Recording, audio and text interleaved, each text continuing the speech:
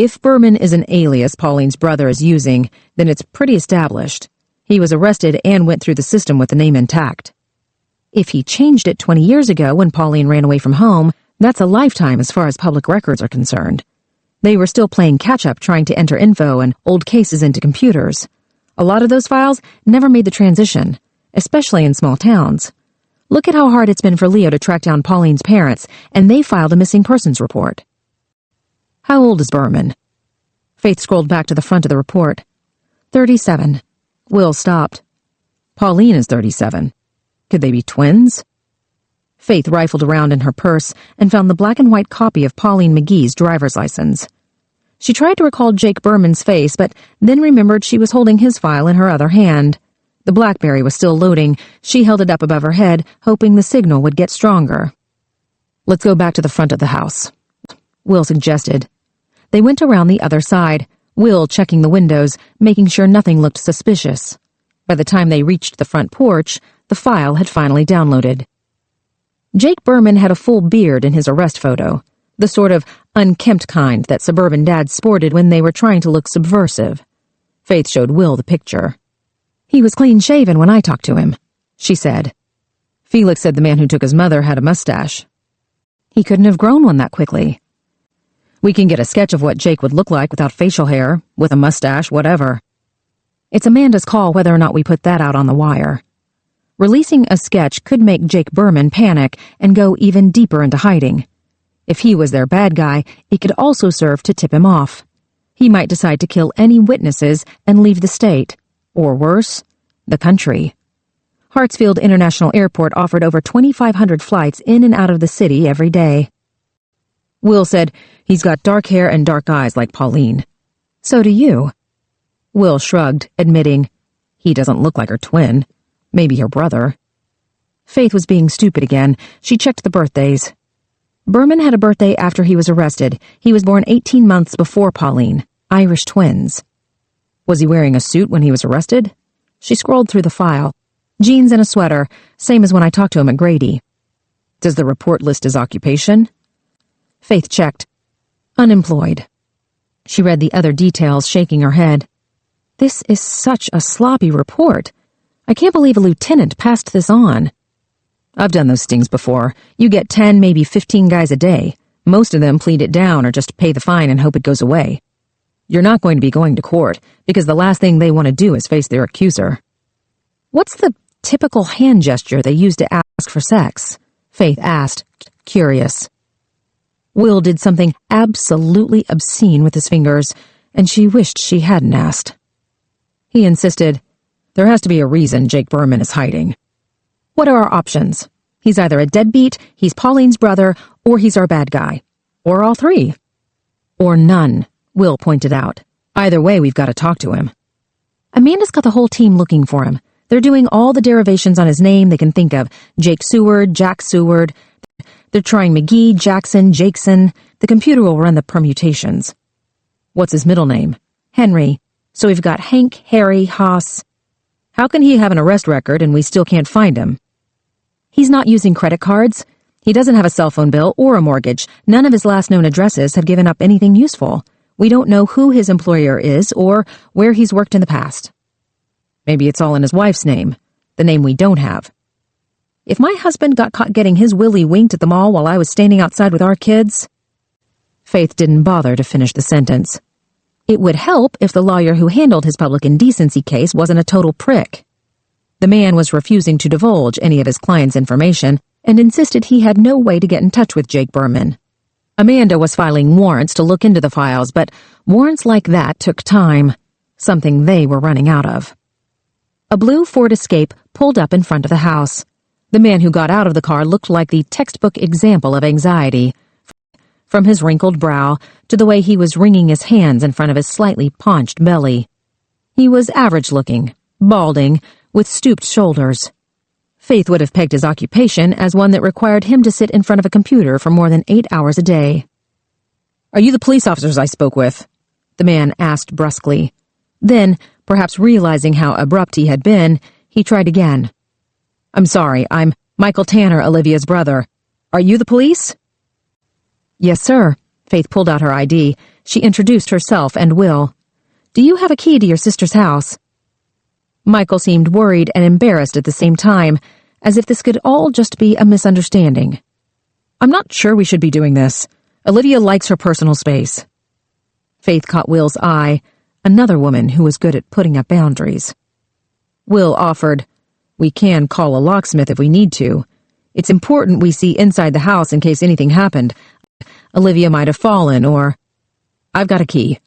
Michael fished into his pocket and pulled out a single key on a springy band. "She mailed it to me 3 months ago. I don't know why.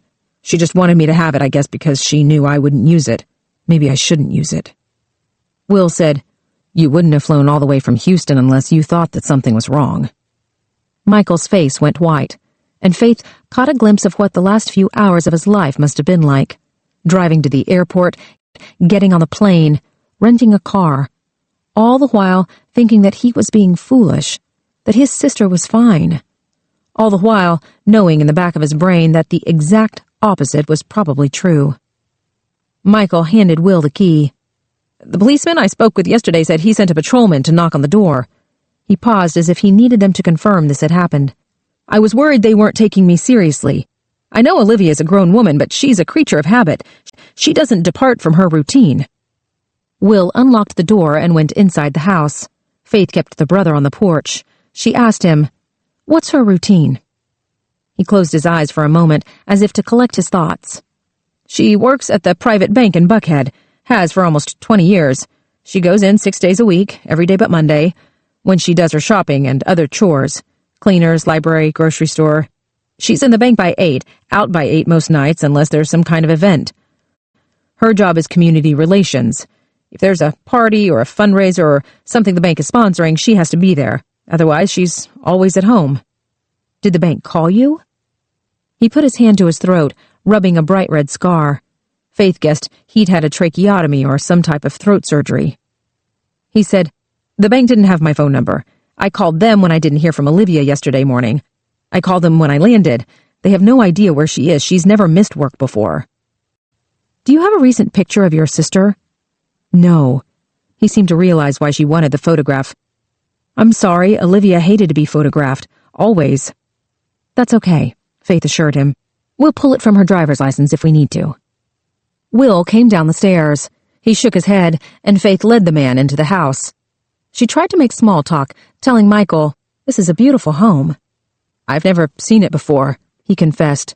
He was looking around like Faith, probably thinking the same thing she was. The place was like a museum. The front hall went all the way back to the kitchen, which gleamed with white marble countertops and white cabinets. The stairs were carpeted in a white runner, and the living room was equally Spartan. Everything from the walls to the furniture to the rug on the floor was a pristine white. Even the art on the wall consisted of white canvases and white frames. Michael shivered. "It's so cold in here." Faith knew he didn't mean the temperature. She led both men into the living room. There was a couch and 2 chairs, but she didn't know whether to sit or stand.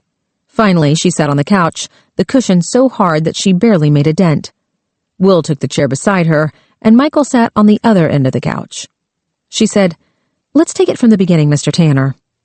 "Doctor," he said, then frowned. "Sorry, it doesn't matter. Please call me Michael." "All right, Michael." Faith kept her voice calm, soothing, sensing he was close to panic. She started with an easy question. "You're a doctor?" "A radiologist." "You work at a hospital?" "The Methodist Breast Center." He blinked his eyes, and she realized he was trying not to cry. Faith got to the point. "What made you call the police yesterday?" "Olivia calls me every day now. She didn't do that before. We weren't close for many years. Then she went off to college, and we drifted even farther apart." He gave them a weak smile.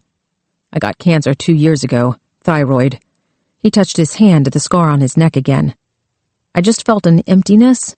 He said this as a question, and Faith nodded as if she understood.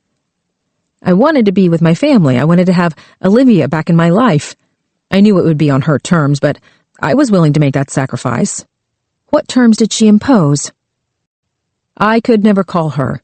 She always was the one to call me." Faith wasn't sure what to say to that. Will asked, Was there a particular pattern to the calls? Michael started nodding his head, like he was glad someone finally understood why he was so worried. Yes. She's called me every single day for the last 18 months. Sometimes she doesn't say much, but she always calls at the same time every morning no matter what. Will asked, "Why doesn't she say much?" Michael looked down at his hands. "It's hard for her. She went through some things when we were growing up. She's not someone who thinks of the word family and smiles."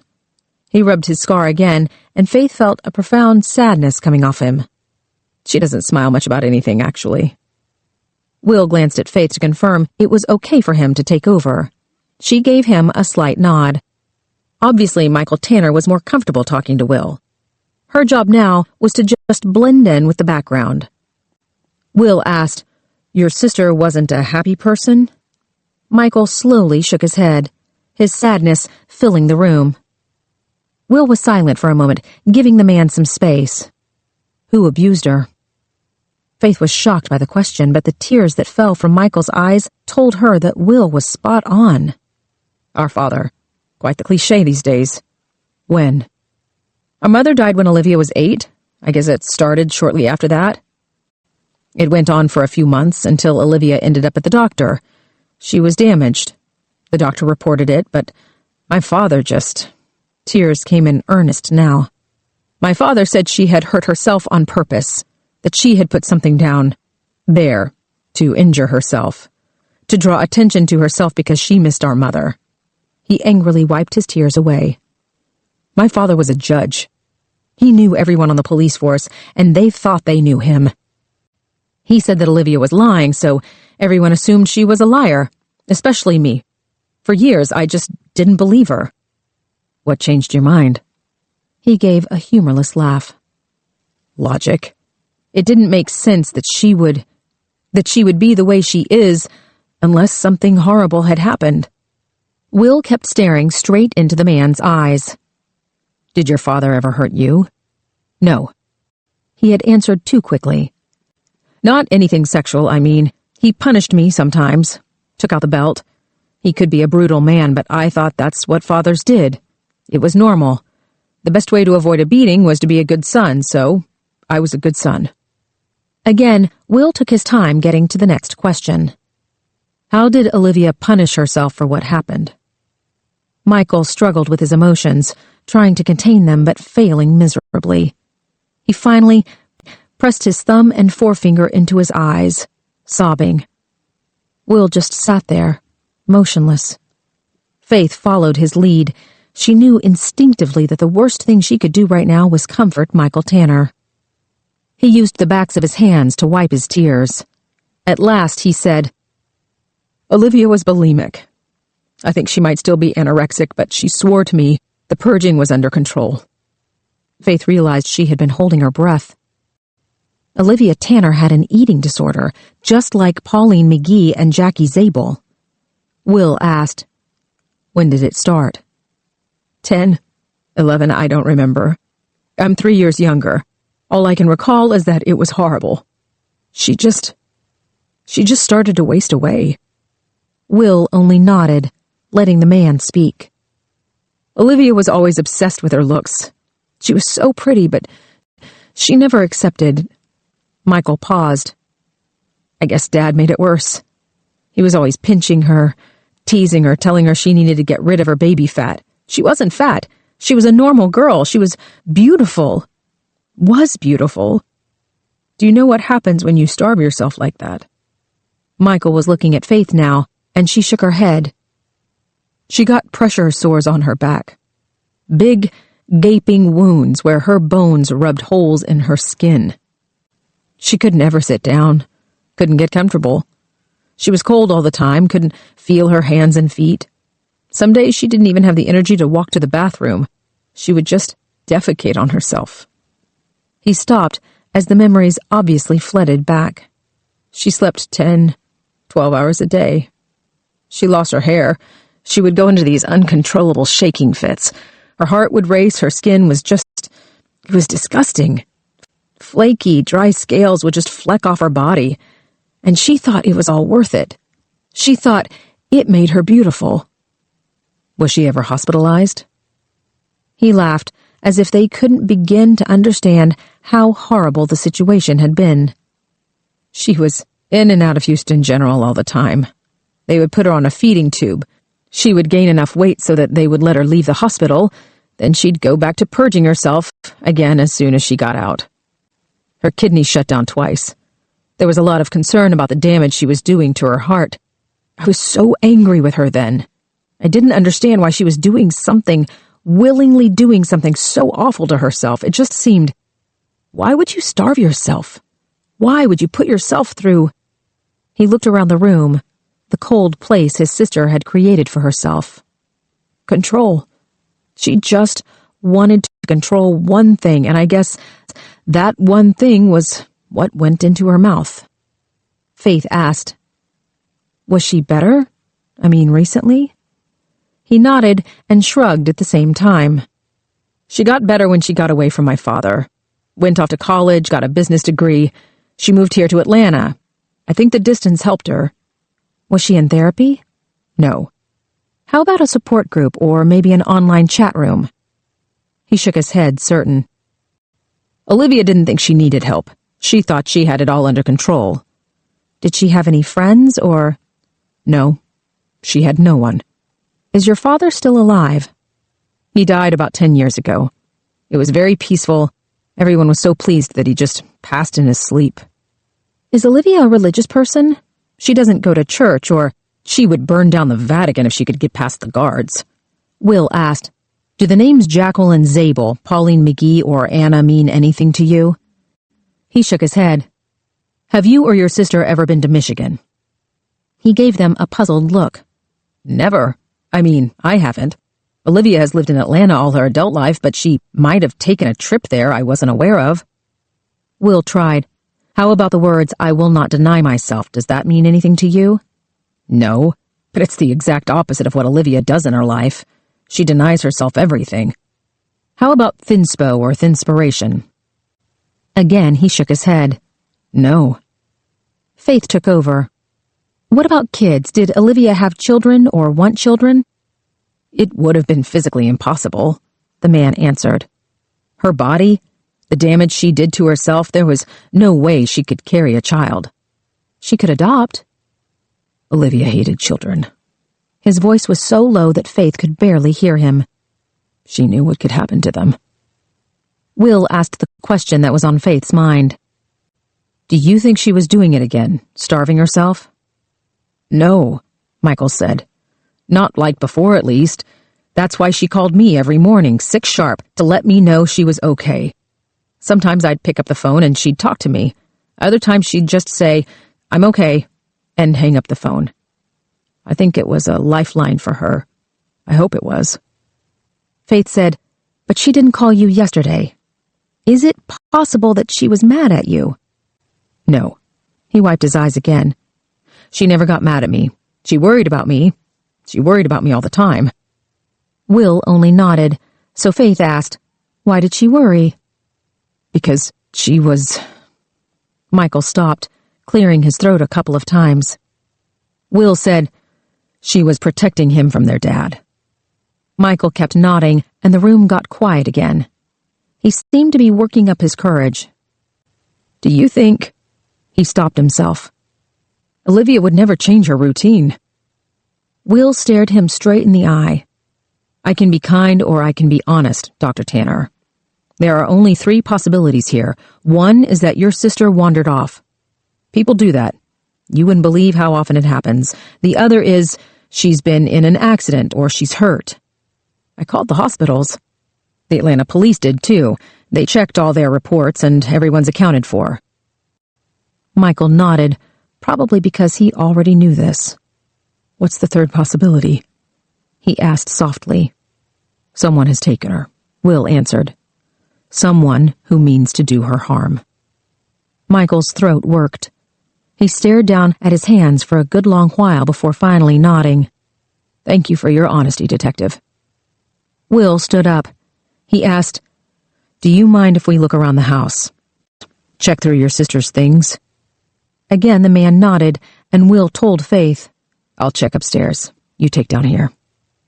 He didn't give her time to discuss the plan, and Faith decided not to argue with him, even though Olivia Tanner probably kept her home computer upstairs. She left Michael Tanner in the living room and wandered into the kitchen. Light poured in from the windows, making everything seem even more white.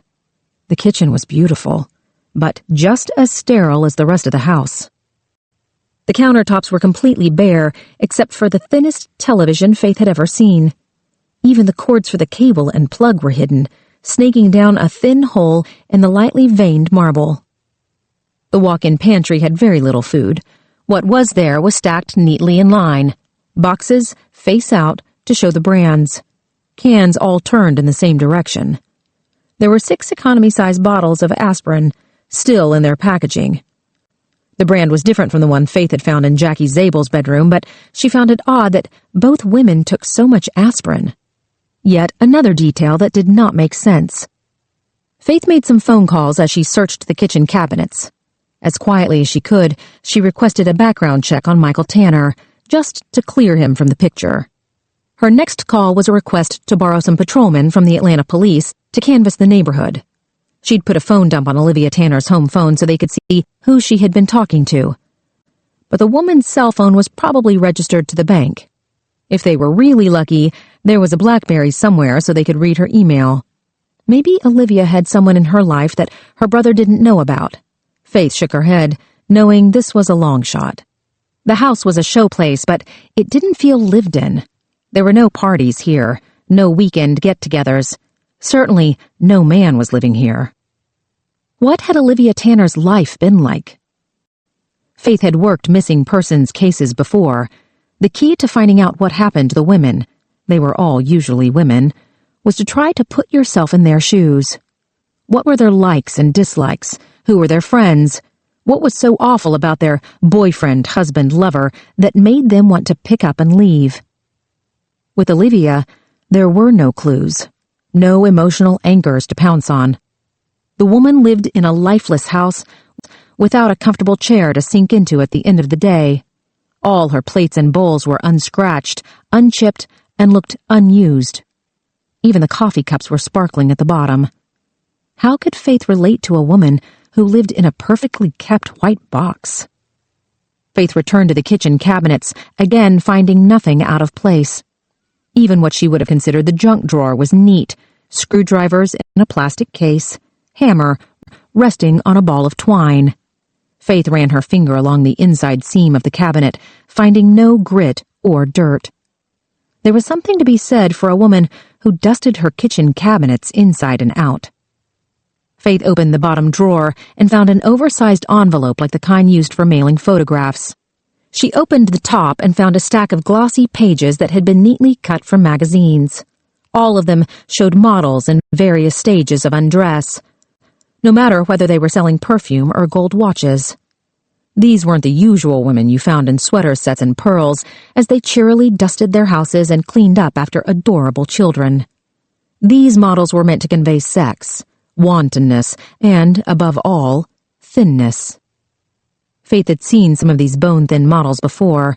She skimmed the pages of Cosmo and Vogue and Elle just like every other person who ever waited in line at the grocery store. But seeing these anorexic women now, knowing that Olivia Tanner had chosen these pictures, not because she wanted to remember to buy a new eyeshadow or lip gloss, but because she considered the airbrushed skeletons an attainable goal, made Faith feel sick to her stomach. She thought again about Michael Tanner's words, the torture his sister had put herself through in order to be thin. She couldn't figure out why Will was so certain the woman had been trying to protect her brother. It seemed unlikely that a man who raped his daughter would go after his son, but Faith had been a cop too long to believe criminals followed a logical pattern. Despite her own teenage pregnancy, the Mitchell family was fairly normal. There were no abusive alcoholics or sex-crazed uncles. In matters of severe childhood dysfunction, she always deferred to Will. He had never outright confirmed anything, but she guessed that he had suffered a great deal of abuse as a child. His upper lip had obviously been busted open and not allowed to heal properly. The faint scar running down the side of his jaw and going into his collar looked old, the type of thing you got as a kid and lived with for the rest of your life. She had worked with Will during the hottest months of the summer and never seen him roll up his shirt sleeves or even loosen his tie. His question about how Olivia Tanner punished herself was especially revealing. Faith often thought that Angie Pulaski was a punishment that Will continually brought down on himself. She heard footsteps on the stairs. Will entered the kitchen, shaking his head. I hit the redial on the upstairs phone. I got the Brothers answering machine in Houston. There was a book in his hand. What's that? He handed her the slim novel, which had a library band on the spine. The jacket showed a naked woman sitting on her haunches. She was wearing high heels, but the pose was more artistic than kinky, sending the distinct message that this was literature, not trash. So, not the type of book Faith would ever read. She skimmed the back copy and told Will it's about a woman who's a diabetic meth addict and her abusive father. A love story. He guessed the title. Exposé? He was close enough. Faith had figured out that he generally read the first 3 letters of a word and guessed the rest. More often than not, he was right, but odd words threw him off. She put the book face down on the counter. Did you find a computer? No computer, no diary, no calendar. He opened drawers, finding the television remote. He turned on the set, tilting the screen toward him. This is the only TV in the house. There isn't one in the bedroom? No. Will flipped through the channels, finding the usual digital offerings. She doesn't have cable. There's not a DSL modem on the junction box in the basement. So she doesn't have high-speed internet. Faith surmised. Maybe she uses dial-up. She could have a laptop at work. Or someone could have taken it. Or she just keeps her work at the office. Her brother says she's on the job from sunup till sundown. He turned off the television. Did you find anything down here? Aspirin, Faith said, indicating the bottles in the pantry. What did you mean about Olivia protecting Michael? It's what we were talking about at Pauline's. Did your parents have much time for your brother when you got into trouble? Faith shook her head, realizing what he had said made perfect sense. Olivia had drawn all the negative attention away from her brother so that he could have some semblance of a life. No wonder the man was racked with guilt. He was a survivor. Will was looking out the back window, up at the seemingly vacant house behind Olivia's. Those curtains on the door are bothering me. Faith joined him by the window. He was right. All the blinds were closed on the back windows, except for the curtains that hung open on the basement doors. Faith raised her voice. Dr. Tanner, we're going to step outside a minute. We'll be right back. All right, the man returned. His voice still sounded shaky, so Faith added, We haven't found anything yet. We're still just looking. She waited. There was no response. Will held open the back door, and they both walked onto the deck. He said, Her clothes are all size 2. Is that normal? I wish, Faith mumbled, then realized what she had said. It's thin, but it's not horrible. She scanned Olivia Tanner's backyard again. Like most in-town lots, it was barely more than 1/4 of an acre, fences delineating the property lines and telephone poles springing up every 200 feet. Faith followed Will down the deck stairs. Olivia's yard was cordoned off by an expensive-looking cedar fence. The boards were flat, the supports on the outside. She asked, Does this look new to you? He shook his head. It's been pressure-washed. Fresh cedar is more red than that. They reached the back of the property and stopped. There were marks on the cedar planks, deep scratches running up the center. Will leaned down, saying, It looks like someone did this with their feet, probably trying to get over. Faith glanced up at Olivia Tanner's backyard neighbor again. It looks vacant to me. You think it's a foreclosure? Only one way to find out. Will went to a different section of the fence and started to lift himself up and over before realizing that Faith was with him. Do you want to wait for me here, or we could walk around? Do I look that pathetic to you? She grabbed the top of the fence. They had done this sort of thing at the police academy, but that was years ago, and she hadn't been in a skirt. Faith pretended not to notice when Will gave her an assist from behind. Just as she hoped he would pretend not to notice that she was wearing her powder blue granny underwear. Somehow, she managed to scramble to the other side. Will made sure she was clear, then bolted the fence like a 10-year-old Chinese gymnast. Show off, she mumbled, making her way up the steep hill toward the empty house. The basement was a wall of windows onto the backyard, with French doors at either end. As she got closer, she could see that one of the doors was open. The wind picked up, and a piece of white curtain flapped outside in the breeze. "This can't be this easy," Will said, obviously thinking what Faith was thinking. Was their suspect hiding inside? Was this where he was keeping his victims?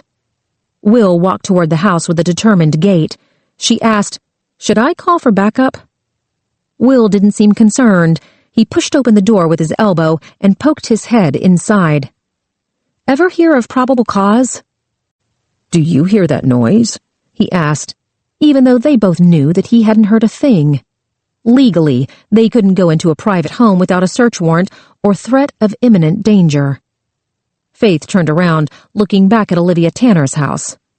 The woman obviously did not believe in window coverings. From Faith's vantage point, she could see clear through to the kitchen and what must have been Olivia's bedroom. "We should call for a warrant." Will was already inside. Faith cursed him under her breath as she took her gun out of her purse. She went into the basement, stepping carefully onto the white Berber carpet. The basement was finished, probably a media room at one time. There was a pool table and a wet bar. Wires stuck out of the wall where a home theater system had been. Will was nowhere to be seen. "Idiot," she mumbled, taking another step inside, pressing back the door until it was flat against the wall. She listened, her ears straining so hard that she felt a phantom pain from the effort. "Will," she whispered. There was no answer, and Faith ventured farther, her heart pounding in her chest. She leaned over the wet bar, looking behind the counter and seeing an empty box and a soda can on its side. There was a closet behind her, the door partially open. Faith used the muzzle of her gun to open it wide. "It's empty," Will said, rounding a corner and scaring the shit out of her. "What the hell are you doing?" Faith snapped. "He could have been in here." Will didn't seem fazed. "We need to find out who has access to this house. Realtors, contractors, anyone interested in buying the house." He took a pair of latex gloves out of his pocket and checked the lock on the French door. "There's tool marks here. Someone picked the lock." He walked over to the windows, which were covered in cheap plastic blinds. One of the blades was bent back. Will twisted open the plastic wand, letting natural light flood in. He squatted down and studied the floor. Faith put her gun back into her purse. Her heart was still beating like a snare drum.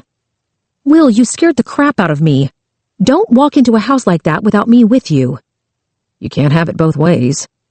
"What does that mean?" she demanded, though she figured it out before the question left her mouth. He was trying to be more aggressive to please her. "Look," he motioned her over. "Footprints." Faith could see a reddish outline of a pair of shoes on the flat surface of the carpet. One of the great things about living in Georgia was the red clay that stuck to every surface, whether it was wet or dry. She glanced out the window, past the broken blade on the blinds. Olivia's house was on full display. Will said, "You were right. He's been watching them. He follows them, learns their routines, knows who they are." He walked behind the wet bar, opening and closing cabinet doors. Someone used this Coke can as an ashtray. Movers, probably. He opened the refrigerator. She heard glass rattling. Doc Peterson's root beer. He had probably recognized the logo. "We should get out of here before we contaminate the scene any more than we already have." Thankfully, Will seemed to agree. He followed Faith outside, pulling the door back to where they'd found it. She said, "This feels different." "How so?" "I don't know," she admitted. "We didn't find anything at Jackie's mother's house or Pauline's work. Leo searched her house. There was nothing there. Our guy doesn't leave clues, so why do we have a pair of shoe prints? Why was the door left open? He lost his first two victims. Anna and Jackie escaped. Maybe Olivia Tanner was in the pipeline. Maybe he had to move her ahead to replace them. Who would know this house was vacant? Anybody who was paying attention." Faith looked back at Olivia's house and saw Michael Tanner standing on the back porch. The thought of wrangling her ass over that fence again was not a welcome one. Will said, I'll go. You walk around. She shook her head, walking back down the yard with a determined gait. The fence would be easier from this side, since the supports were facing out. There was a long 2x4 down the middle that served as a step, and Faith was able to lift herself over with less assistance than before. Will did another swoop, vaulting over with one hand. Michael Tanner stood at the back door of his sister's house, hands clasped together, as he watched them approach. Is something wrong? Nothing we can share with you right now, Faith told him. I'm going to need you to... Her foot slipped out from under her as she stepped on the bottom stair. A comical noise close to a woof came out of her mouth. But there was nothing funny about the way Faith felt. Her vision went crazy for a few seconds, her head spinning. Without thinking, her hand went to her stomach, and all she could think about was what was growing inside. You okay? Will asked. He was kneeling beside her, his hand cupping the back of her head. Michael Tanner was on her other side. Just breathe very slowly until you catch your breath. His hands went down her spine, and she was about to slap him away before she remembered he was a doctor. Slow breaths in and out. Faith tried to do as he said. She had been panting for no apparent reason. Will asked, Are you okay? She nodded, thinking maybe she was. Just knock the breath out of me, she managed. Help me up. Will's hands went under her arms, and she realized how strong he was as he easily lifted her to standing. You've got to stop falling down like this. I'm such an idiot. She still had her hand on her stomach. Faith made herself move it away. She stood there, silent, listening for something inside her body, trying to feel a twinge or a spasm that might indicate something was wrong. She felt nothing, heard nothing, but was she okay? What's this? Will asked, pulling something out of her hair. He held up a piece of confetti between his thumb and forefinger.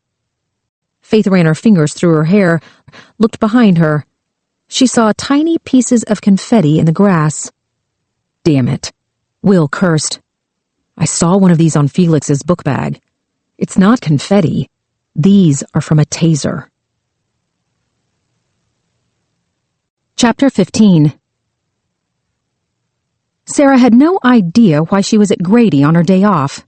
She'd only gotten through half her laundry, the kitchen was barely functional, and the bathroom was in such a sorry state that she felt a rush of shame every time she thought about it.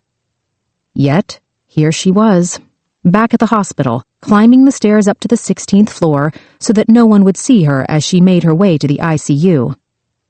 She felt responsible for not doing a more thorough examination on Anna when the woman was first brought into the emergency room. X-rays, MRIs, ultrasounds, body scans.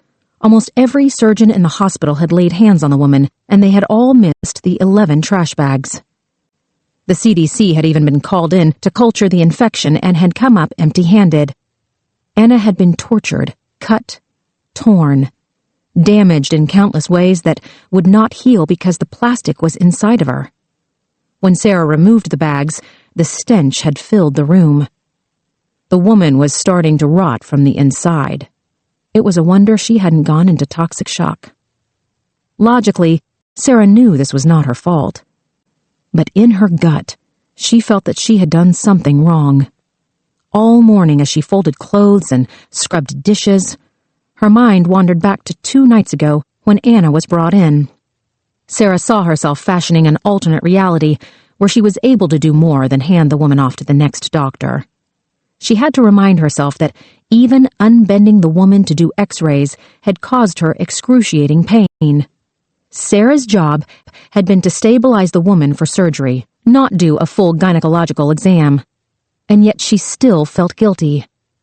Sarah stopped at the 6th floor landing, slightly winded. She was probably the most fit she had ever been in her life, but the treadmill and elliptical machine at her gym were hardly good preparation for real life. Back in January, she had vowed that she would run outside at least once a week. The gym near her building, with its televisions and treadmills and temperature-controlled atmosphere, negated one of the key benefits of running: time alone with yourself. Of course, it was easy to say you wanted time alone with yourself, and quite another thing to actually do it. January had passed into February, and now they were already in April, Yet this morning was the first time Sarah had taken an outside run since she'd made the promise. She grabbed the railing and heaved herself up the next flight. By the 10th floor, her thighs were burning. By the 16th, she had to stop and bend over to catch her breath, so the ICU nurses didn't think a mad woman was in their midst. She tucked her hand in her pocket for some chapstick, then stopped herself. A flash of panic filled her chest as she checked her other pockets. The letter was not there. She had been carrying it forever, a talisman that she touched every time she thought about Jeffrey. It always brought a reminder of the hateful woman who had written it, the person who had been responsible for his murder, and now it was gone.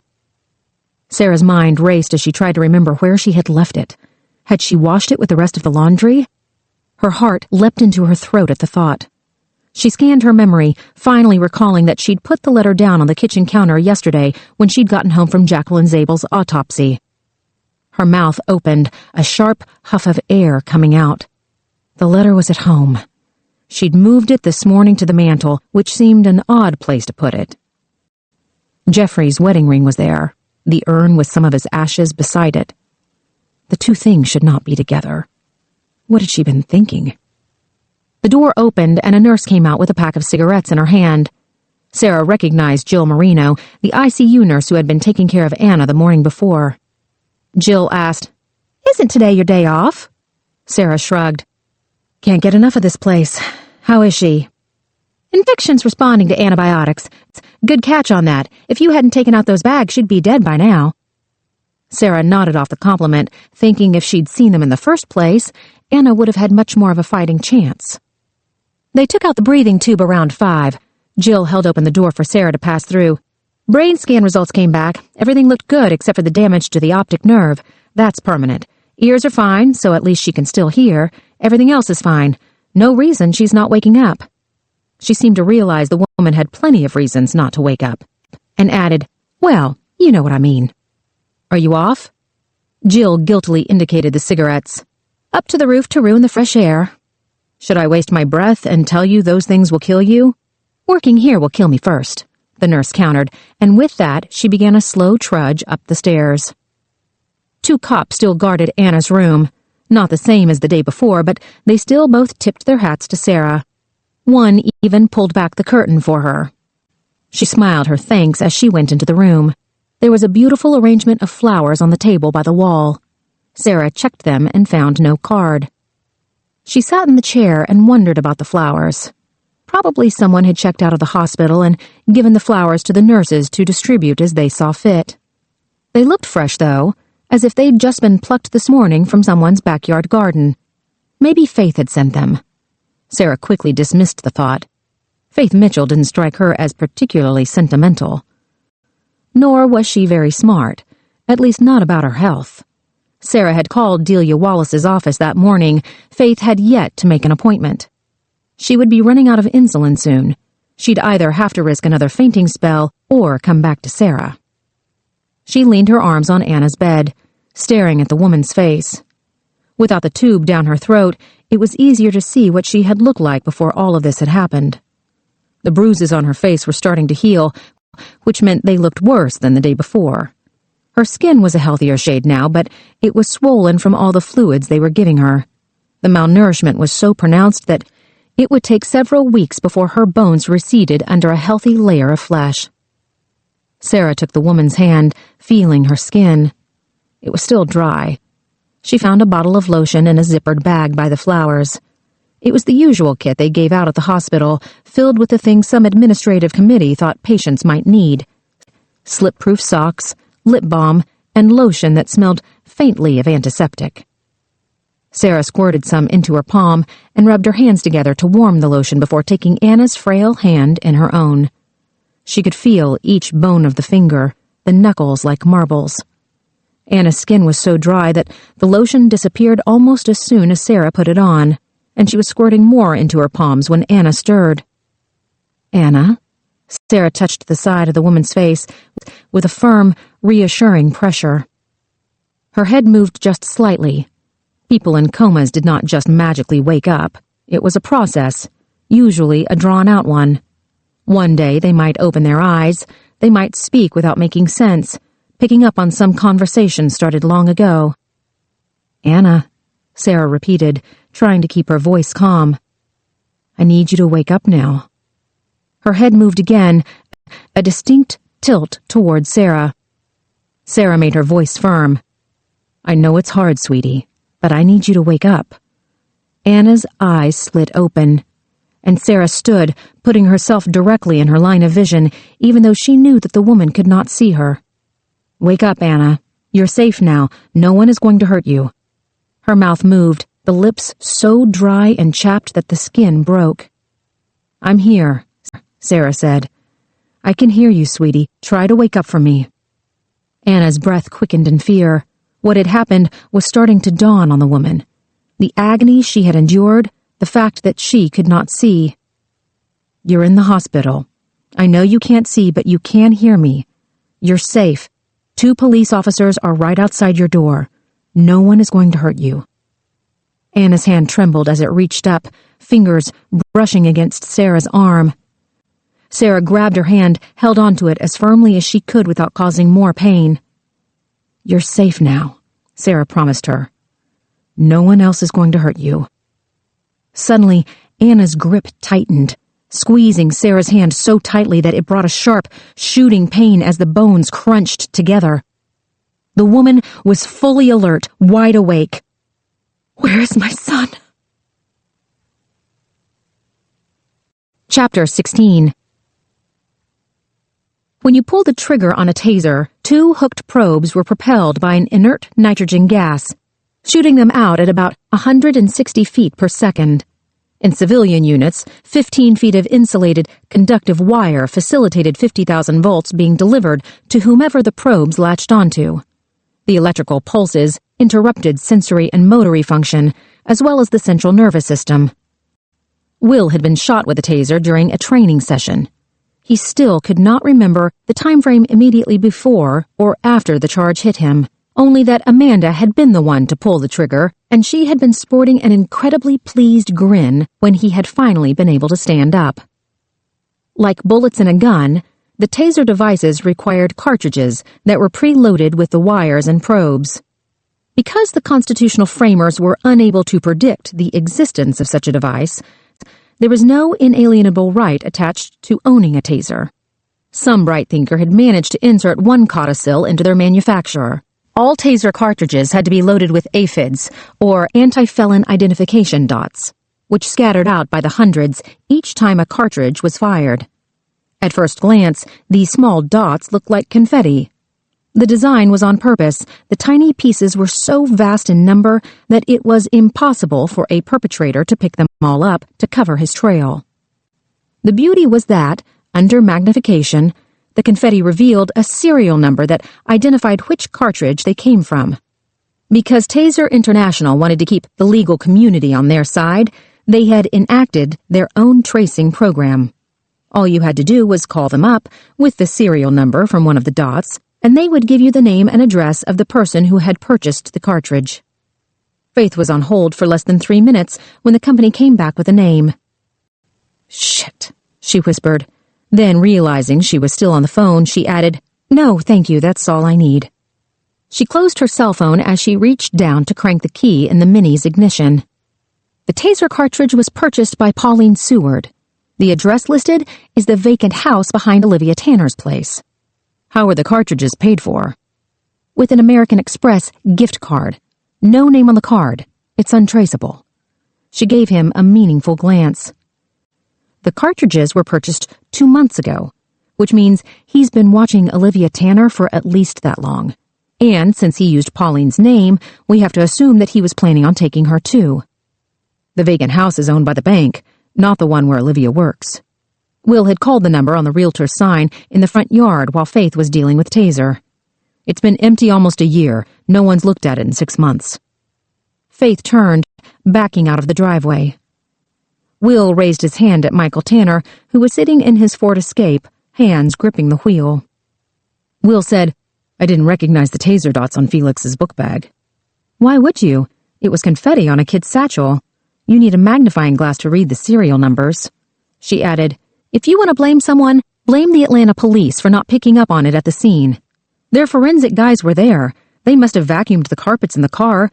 They just haven't processed it yet because a missing woman isn't a priority. The address for the cartridge would have led us to the house behind Olivia Tanner's. Olivia Tanner was already missing when you saw Felix's book bag, she repeated. The Atlanta police processed the scene. They're the ones who screwed up. Faith's phone rang. She checked the caller ID and decided not to answer it. She laid it out for him. Besides, knowing the taser dots on Felix's bag are from the same lot as the dots we found in Olivia Tanner's backyard hasn't exactly given us a huge break. All it tells us is that our bad guy has been planning this for a while, and that he's good at covering his tracks. We knew that when we got up this morning. Will thought they knew a lot more than that. They had a link now that tied the women together. We've got Pauline connected to the other victims. I will not deny myself ties her to Anna and Jackie, and the taser dots tie her to Olivia. He thought about it for a few seconds, wondering what else he was missing. Faith was on the same page. Let's go through this from the beginning. What do we have? Pauline and Olivia were both taken yesterday. Both women were shot with the same taser cartridge. Pauline, Jackie, and Olivia all had eating disorders. We're assuming Anna does too, right? Will shrugged. It wasn't a big leap, but it was an unknown. Yeah, let's assume. None of the women had friends who would miss them. Jackie had the neighbor, Candy, but Candy wasn't exactly a confidant. All three are attractive, thin, with dark hair, dark eyes. All three worked in well-paid jobs. All of them lived in Atlanta except for Jackie, Will said, throwing out a flag. So how did Jackie get targeted? She'd only been in Atlanta a week, tops, just to clean out her mother's house. She must have come up before then to help move her mother to the nursing home in Florida, Faith guessed. And we're forgetting the chat room. They could have all met there. Olivia didn't have a computer at home. She could have had a laptop that was stolen. Will scratched his arm, thinking about that first night in the cave. All the maddening non-clues they had followed up on since. All the brick walls they kept hitting. This feels like it all starts with Pauline. She was the fourth victim. Faith considered the situation. He could have been saving the best for last. Pauline wasn't taken from her home like we assumed the other women were. She was taken in broad daylight. Her kid was in the car. She was missed at work because she had an important meeting. The other women weren't missed by anyone except for Olivia, and there was no way to know that Olivia made that phone call every day to her brother unless our bad guy tapped her phone, which he obviously didn't. What about Pauline's brother? Faith asked. I keep coming back to the fact that she was scared enough about him to mention him to her son. We can't find a record of him anywhere. He could have changed his name like Pauline did when she was 17. Will listed all the men who had come up during the investigation. Henry Coldfield is too old and has a heart problem. Rick Sigler has lived in Georgia all his life. Jake Berman, who knows? Faith tapped her fingers on the steering wheel, deep in thought. Finally, she came up with Tom Coldfield. He's around your age. He would have been barely pubescent when Pauline ran away. You're right, she conceded. Besides, the Air Force psych evaluation would have flagged him up big time. Michael Tanner, Will suggested. He's the right age. I've got a background check running on him. They would have called if something hit. Morgan Hollister. They're running him too, Faith said. He didn't seem really cut up about Pauline being gone. Felix said that the man who took his mother was dressed in a suit like Morgan from work. Surely Felix would have recognized Morgan. In a fake mustache? Will shook his head. I don't know. Let's keep Morgan on the list. We can talk to him at the end of the day if nothing else has come up. He's old enough to be your brother, but why would she work with him if he was? People do stupid things when they're being abused.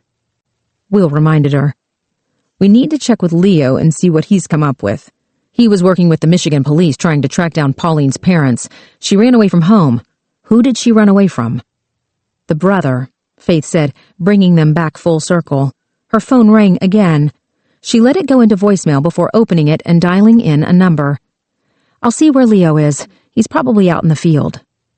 Will offered, I'll call Amanda and tell her we need to formally take over the Pauline McGee case. He opened his phone just as the stutter of a ring came out.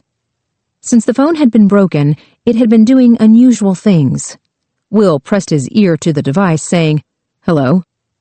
Hey. Her voice was cool, casual, like warm honey in his ear.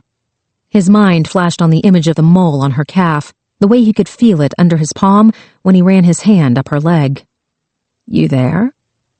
Will glanced at Faith, feeling a cold sweat break out over his body. "Yeah." "Long time." He glanced at Faith again. "Yeah," he repeated.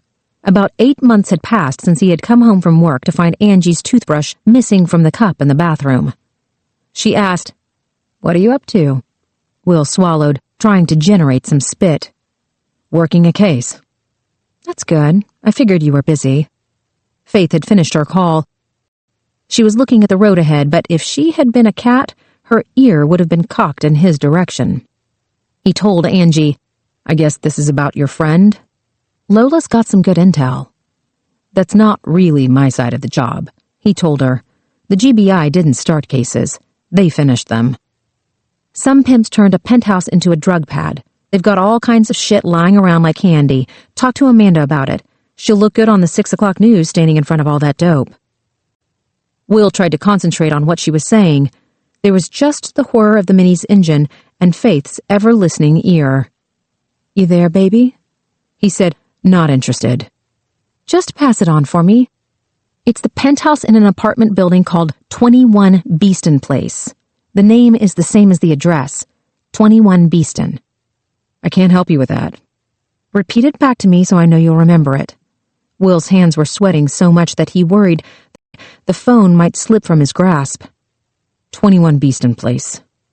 "I'll owe you one." He couldn't resist. "You owe me $1 million." But it was too late. She had already hung up the phone.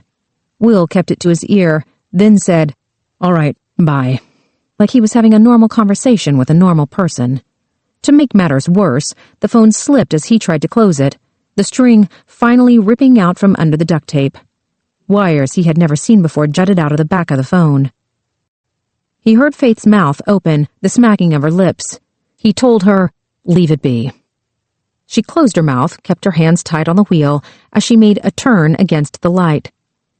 "I called Central Dispatch. Leo's on North Avenue, double homicide." The car sped up as Faith blew through a light. Will loosened his tie, thinking it was warm in the car. His arms were starting to itch again. He felt lightheaded. "I'll try to get Amanda to—" Angie was calling in a tip. The words flooded out before he could stop them. His mind raced to think of a way to get out of saying more, but his mouth hadn't gotten the memo to shut up. "Some Buckhead penthouse has been turned into a drug den." "Oh," was all Faith offered. "She's got this girl she used to know back when she worked Vice. A prostitute, Lola. She wants out of jail. She's willing to flip on the dealers." "Is it a good tip?" Will could only shrug. "Probably." "Are you going to help her?" He shrugged again. "Angie's an ex-cop. Doesn't she know somebody in narcotics?" Will let her figure it out. Angie wasn't exactly good at leaving bridges unburned. She tended to light them with glee, then throw gasoline on the flames. Faith obviously reached the same conclusion. She offered, "I can make some calls for you. No one will know you're involved." He tried to swallow, but his mouth was still too dry. He hated that Angie had this effect on him. He hated it even more that Faith was getting a front row seat to his misery. He asked, "What did Leo say?" "He's not answering his phone, probably because he knows it's me calling." As if on cue, her phone rang again. Faith checked the ID and again didn't answer it.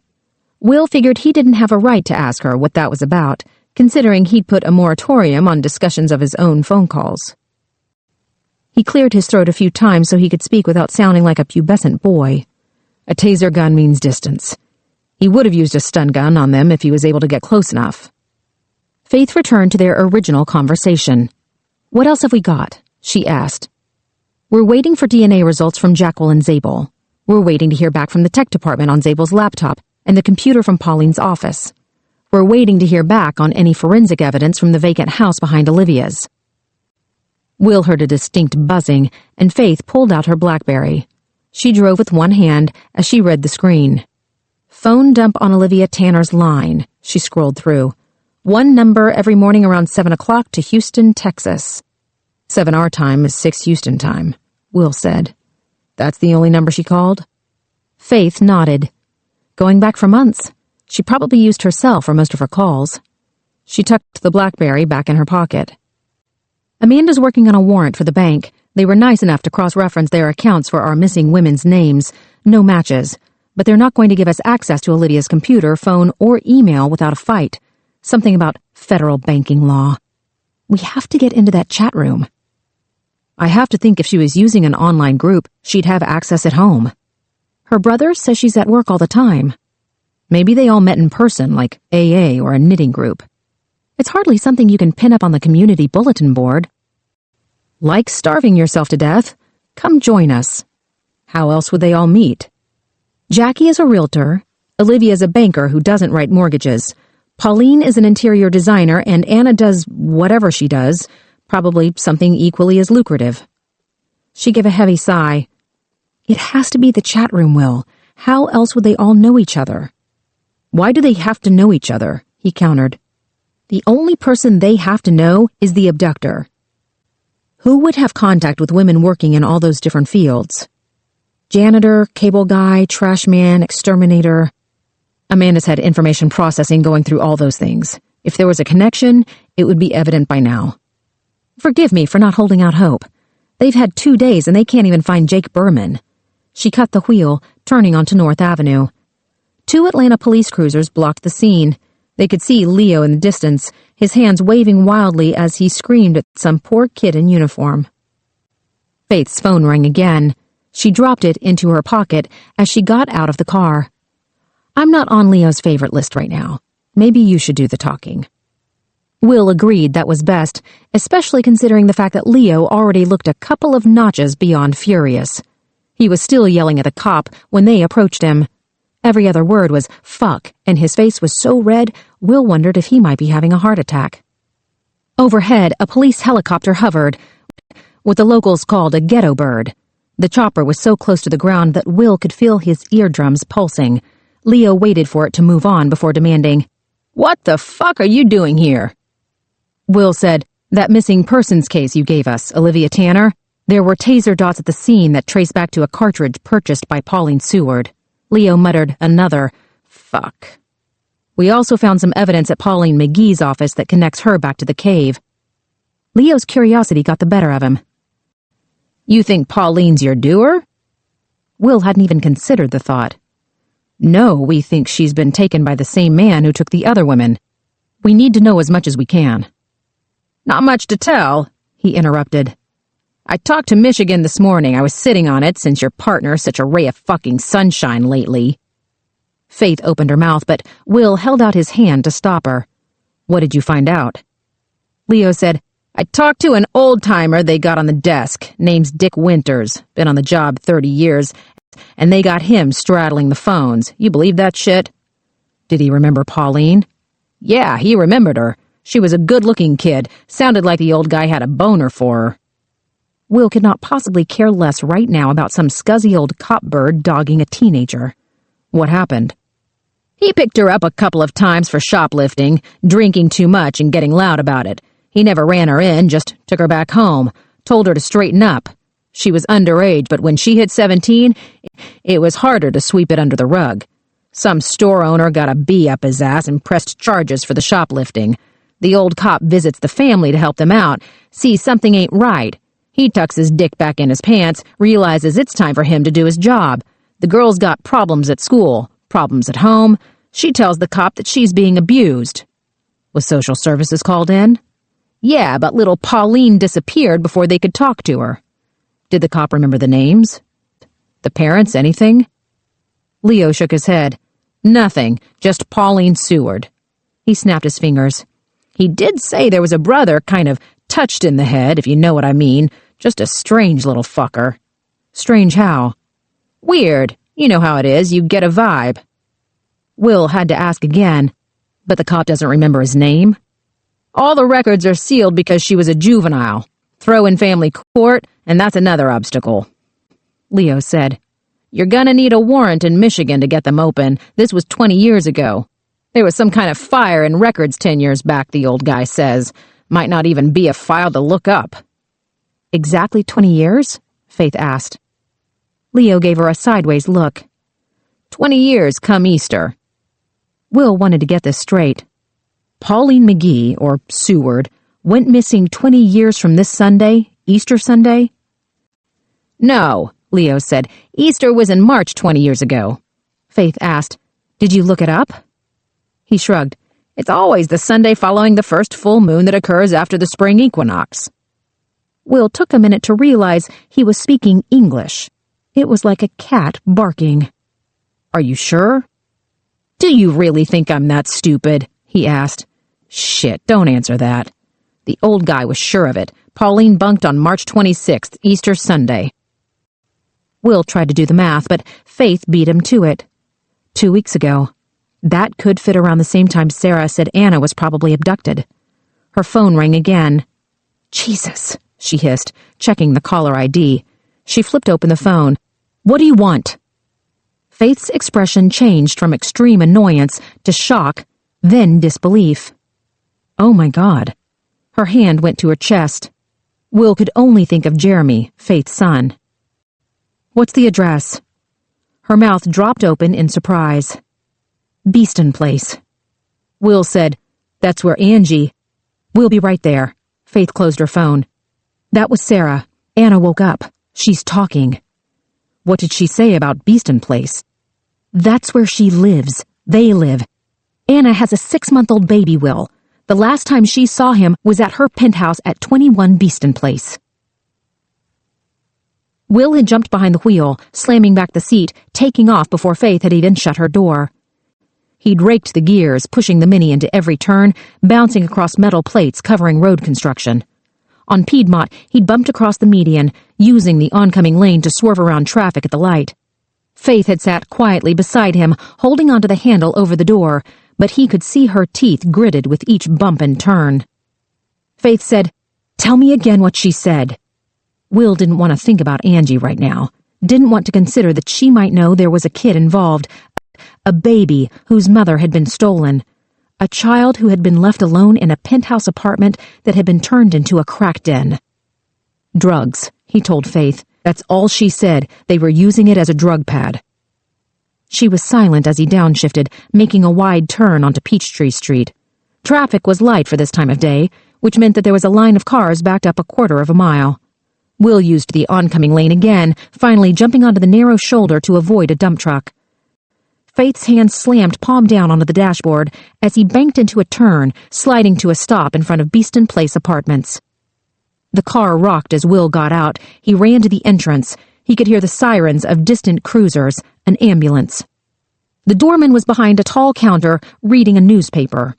He was plump, his uniform too small for his large gut. Will pulled out his ID and flashed it in the man's face. I need to get into the penthouse.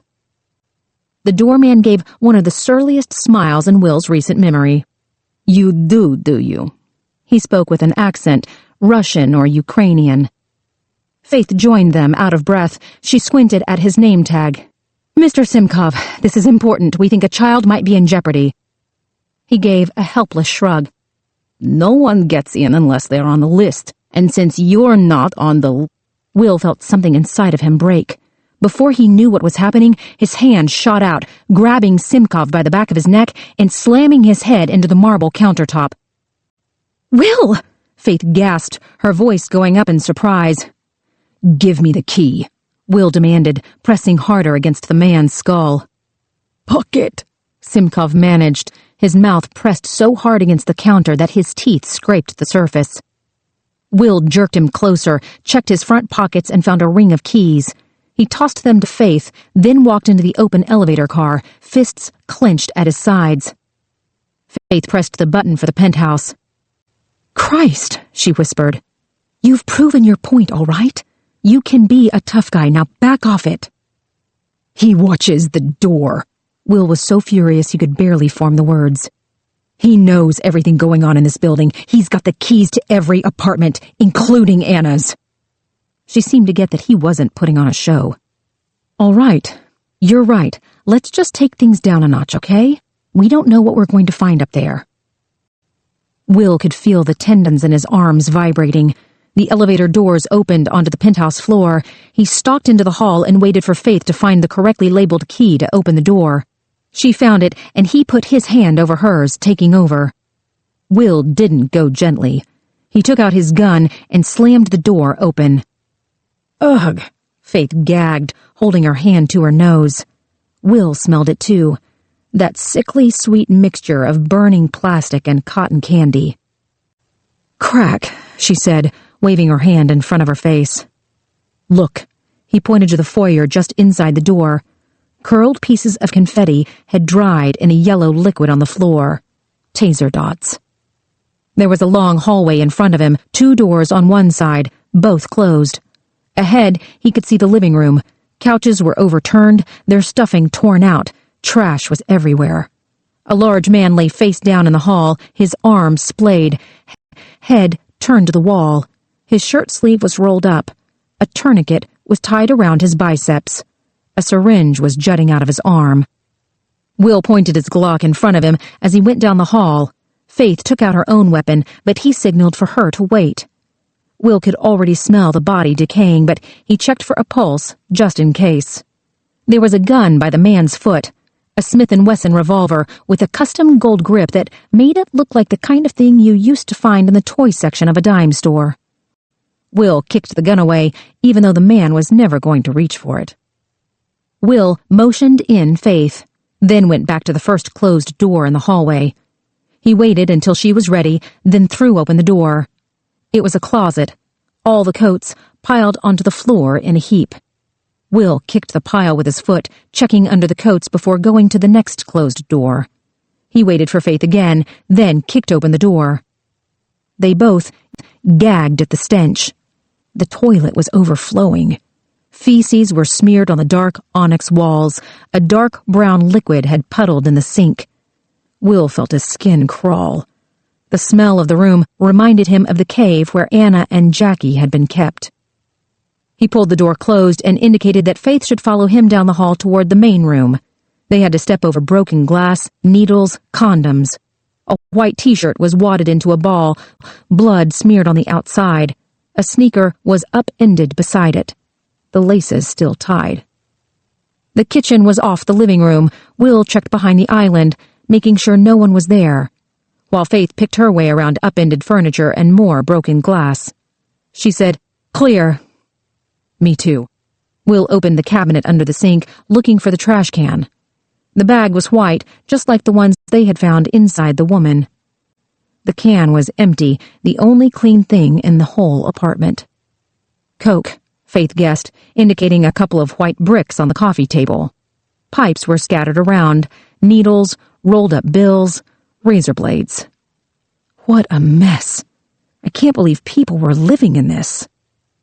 Will was never surprised by the depths to which a junkie would stoop, or by the destruction that followed them.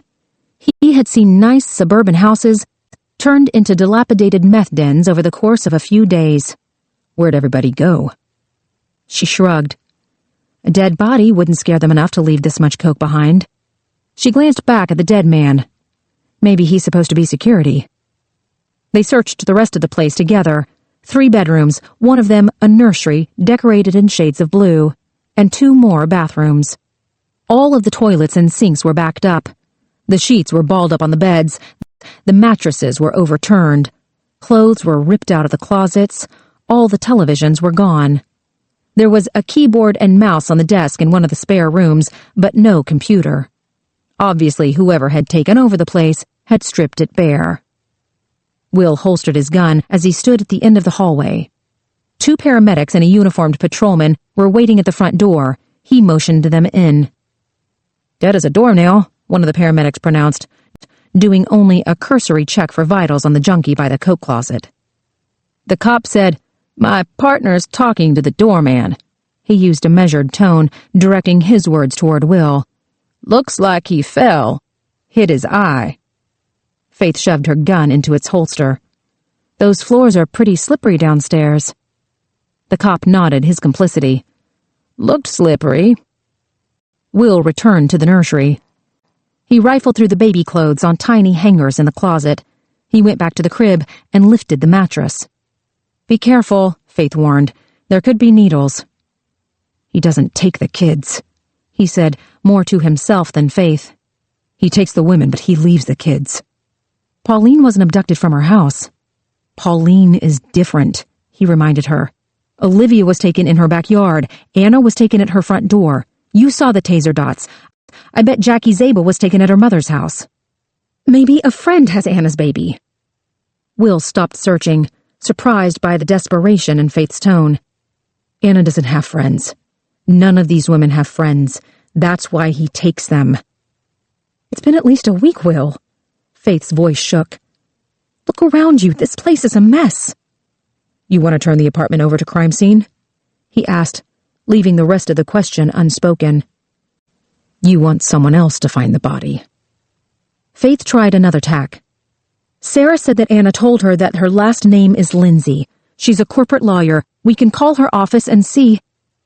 Gently, Will lifted the plastic liner of the diaper pail beside the changing table.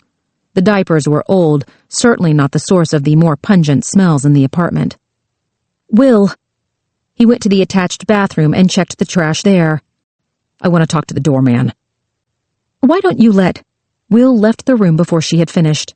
He walked into the living room again, checking under the couches, pulling the stuffing out of some of the chairs to see if anyone was hidden inside.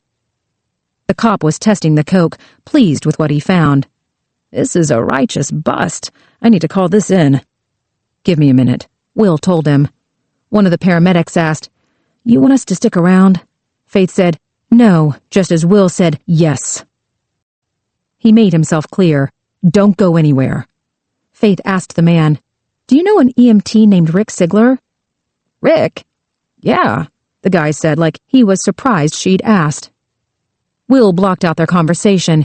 He went back to the front powder room, breathing through his mouth so the shit and piss wouldn't make him throw up. He closed the door, then went back to the front entrance, the confetti dots. He stooped down to study them. He was pretty sure they were in dried urine. Will stood, going out into the hall and looking back in at the apartment. Anna's penthouse took up the entire top floor of the building. There were no other units, no neighbors, no one who could hear her scream or see her attacker. The killer would have stood outside her door, where Will stood now. He glanced down the hall, thinking the man might have come up the stairs, or maybe down. There was a fire exit. He could have been on the roof. Or maybe the worthless doorman would have let him in through the front entrance, even pressed the button for him on the elevator. There was a peephole in Anna's penthouse door. She would have checked it first. All of these women were cautious. Who would she let in? A delivery person? Maintenance? Maybe the doorman. Faith was coming toward him. Her face was unreadable, but he knew her well enough to know what she was thinking. It's time to go. Will looked down the hall again. There was another door halfway down on the wall opposite the apartment. Faith said, Will, but he was already heading for the closed door. He opened it. There was a small metal door inside for the trash chute. Boxes were piled in a stack, recyclables. There was a basket for glass, one for cans. A baby rested in the bin for plastics. His eyes were closed to a slit. His lips slightly parted. His skin was white. Waxy. Faith came up behind Will. She grabbed his arm. Will could not move. The world had stopped spinning. He held onto the doorknob so his knees would not give out on him. A noise came from Faith's mouth that sounded like a low keening. The baby turned his head toward the sound, his eyes slowly opening. Oh my God, Faith breathed. She pushed Will out of the way, dropping to her knees as she reached for the child. Get help! Will, get help! Will felt the world return to normal. Out here! He called to the paramedics. Bring your kit! Faith held the baby close as she checked for cuts and bruises. Little lamb, she whispered. You're okay. I've got you now, you're okay. Will watched her with the child, the way she smoothed back his hair and pressed her lips to his forehead. The baby's eyes were barely open, his lips white. Will wanted to say something, but his words kept getting caught in his throat. He felt hot and cold at the same time, like he might start sobbing right there in front of the world. "I've got you, sweetheart," Faith murmured, her voice choked with anguish. Tears streamed down her face. Will had never seen her being a mother. At least, not with an infant.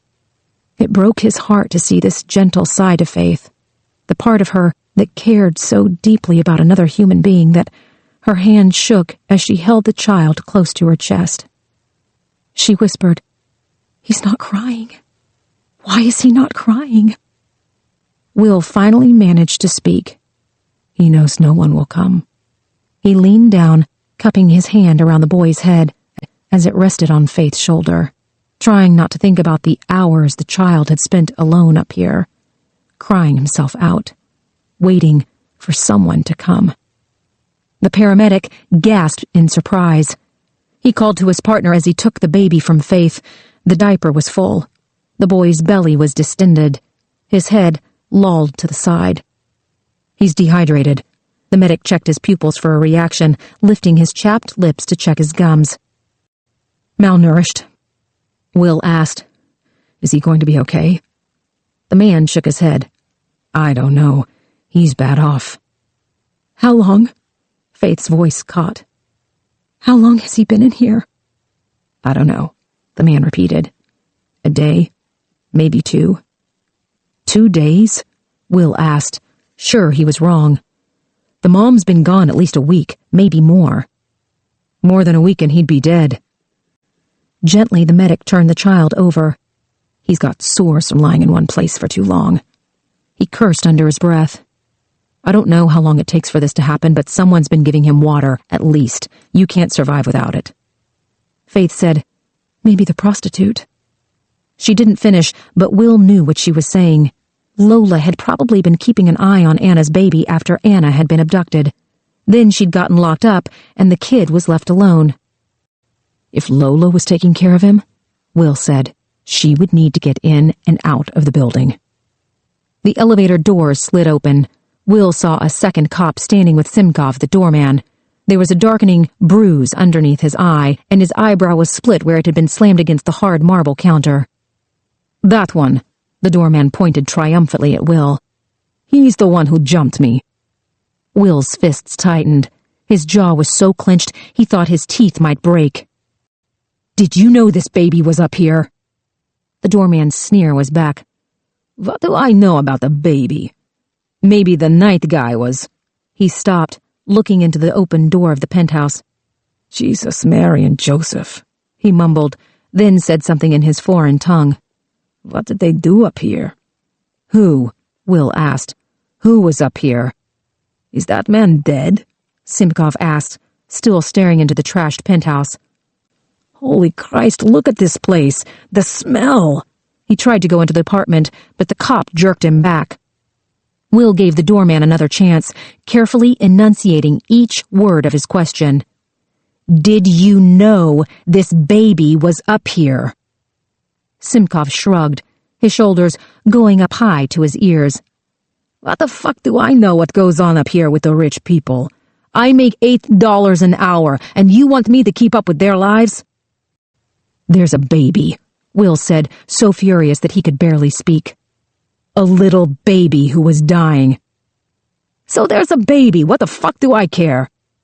Rage came in a black, blinding intensity, so that it wasn't until Will was on top of the man, his fists slamming back and forth like a jackhammer, that Will realized what he was doing. And he didn't stop himself. He didn't want to stop. He was thinking about that baby lying in his own shit. The killer shoving him into the trash room so he'd starve to death. The prostitute wanting to trade information about him to get her own ass out of the sling. And Angie? There was Angie on top of this steaming pile of excrement, pulling Will's strings like she always did, fucking with his head so that he felt like he belonged in the trash heap with all the rest of them. "Will!" Faith screamed. She was reaching her hands out in front of her the way you do when you're talking to a crazy person. Will felt a deep pain in his shoulders as both cops pinned his arms behind his back. He was panting like a rabid dog, sweat dripped down his face. "All right," Faith said, her hand still out as she came closer. "Let's calm down. Just calm down." She put her hands on Will, something he realized she had never done before. Her palms were on his face, forcing him to look at her instead of Simkov, who was writhing on the floor. "Look at me," she ordered, her voice low, like her words were something only they could hear. "Will, look at me." He forced himself to meet her gaze. Her eyes were intensely blue, wide open in panic. "It's all right," Faith told him. "The baby's gonna be all right, okay? All right?" Will nodded, feeling the cops loosen their grip on his arms. Faith was still standing in front of him, still had her hands on his face. "You're all right," she told him, talking to him in the same tone she had used with the baby. "You're going to be fine." Will took a step back so that Faith would have to let him go. He could tell she was almost as terrified as the doorman. Will was scared too. Scared that he still wanted to beat the man. That if the cops hadn't been there, if it had just been him and Simkov alone, Will would have beaten him to death with his bare hands. Faith kept her gaze locked with Will's just a moment longer. Then she turned her attention to the bloodied pulp on the floor. "Get up, asshole!" Simkov groaned, curling into a ball. "I can't move." "Shut up!" She jerked Simkov's arm. "My nose!" he yelled, so dizzy that the only thing that kept him up was his shoulder slamming into the wall. "He broke my nose!" "You're fine." Faith glanced up and down the hall. She was looking for security cameras. Will did the same, relieved to find none. "Police brutality!" the man screamed. "You saw it! You're all my witnesses!" One of the cops behind Will said, "You fell, buddy. Don't you remember?" "I didn't fall," the man insisted. Blood was pooling out of his nose, squeezing through his fingers like water from a sponge. The other paramedic was starting an IV on the baby. He didn't look up, but said, "Better be careful where you walk next time."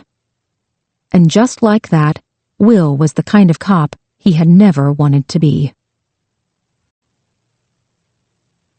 Chapter 17. Faith's hands were still shaking as she stood in front of Anna Lindsay's ICU room. The two cops who had been on guard outside the woman's door were chatting with the nurses behind the desk, but they kept glancing up, as if they knew what had happened outside Anna Lindsay's penthouse apartment and weren't quite sure what to think about it. For his part, Will stood across from her, hands in his pockets, eyes staring blankly down the hallway. She wondered if he was in shock. Hell, she wondered if she was in shock. In both her personal and her private life, Faith had been the focus of a lot of angry men, but she had never witnessed anything like the violence Will had shown. There had been a moment in that hallway outside the Beeston Place penthouse when Faith had been afraid that Will would kill the doorman. It was his face that had shocked her. Cold, merciless, driven toward nothing but keeping his fist slamming into the other man's face. Like everyone else's mother in the world, Faith's had always told her to be careful what she wished for. Faith had wished that Will would be a little more aggressive. Now, she would give anything to have him back the way he was before. "They won't say anything," Faith told him. "The cops, the paramedics, it doesn't matter." "You found that baby," she reminded him.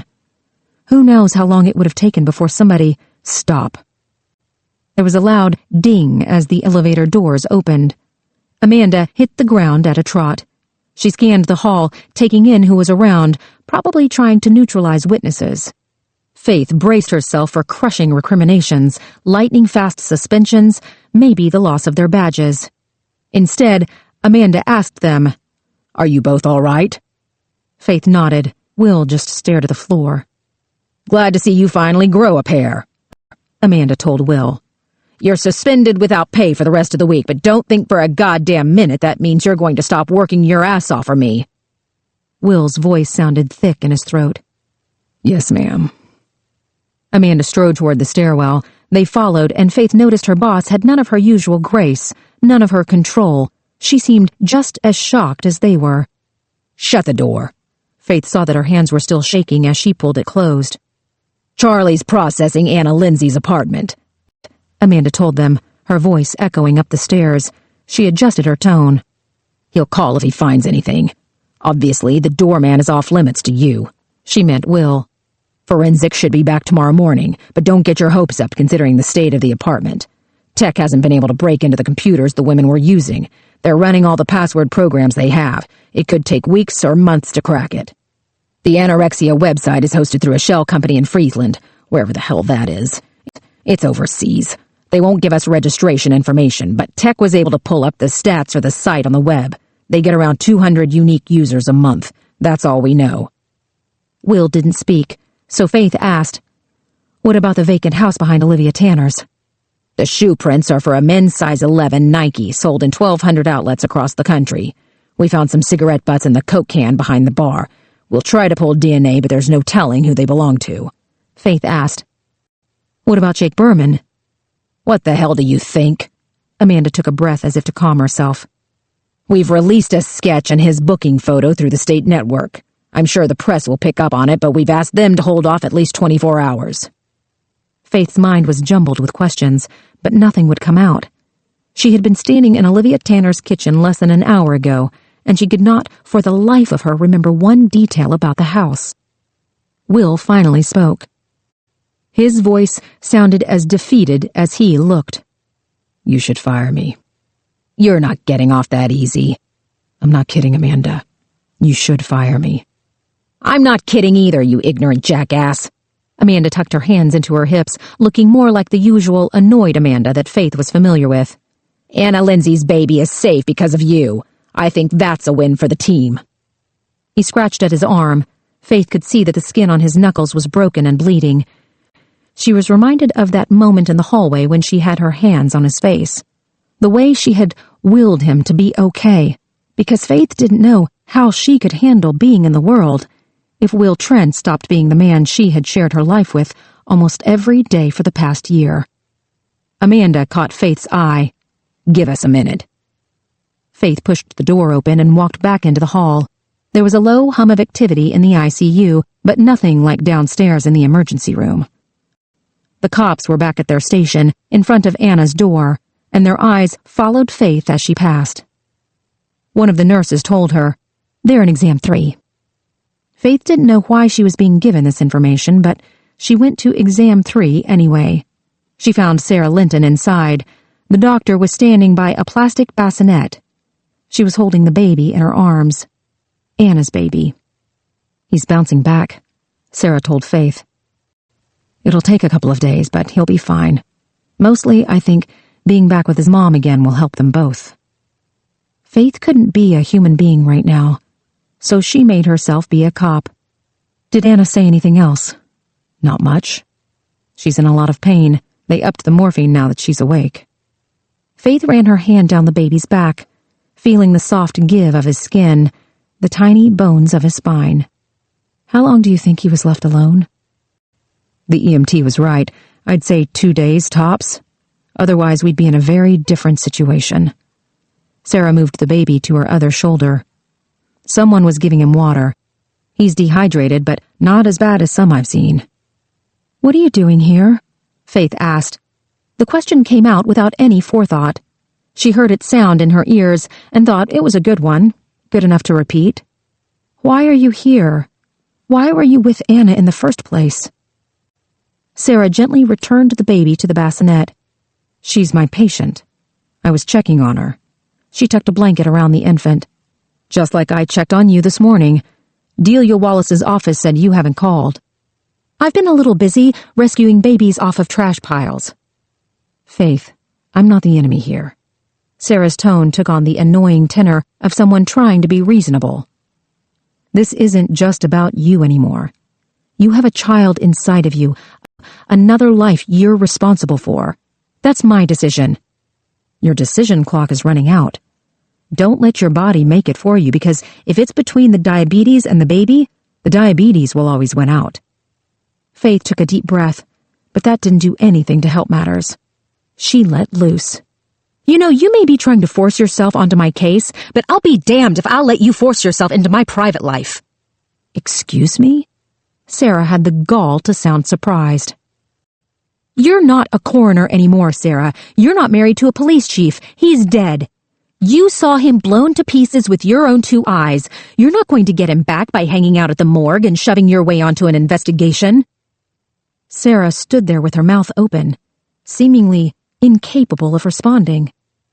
Shockingly, Faith burst into tears. "Oh my God, I'm so sorry. That was so awful." She put her hand to her mouth. "I can't believe I said—" Sarah shook her head, looking down at the floor. "I'm so sorry. God, I'm sorry. Please forgive me." Sarah took her time speaking. "I guess Amanda caught you up on the details." "I looked it up on the computer. I didn't—" "Agent Trent read it too?" "No." Faith made her voice firm. "No. He said it was none of his business, and he's right. It's none of my business either. I shouldn't have looked. I'm sorry.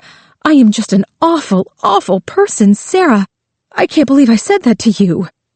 Sarah bent down to the baby, put her hand to his face. "It's okay." Faith floundered for something to say, rattling off all the horrible things she could think about herself. "Look, I lied to you about my weight. I've gained 15 pounds, not 10. I eat Pop-Tarts for breakfast, sometimes for dinner, but usually with a Diet Coke. I never exercise, ever.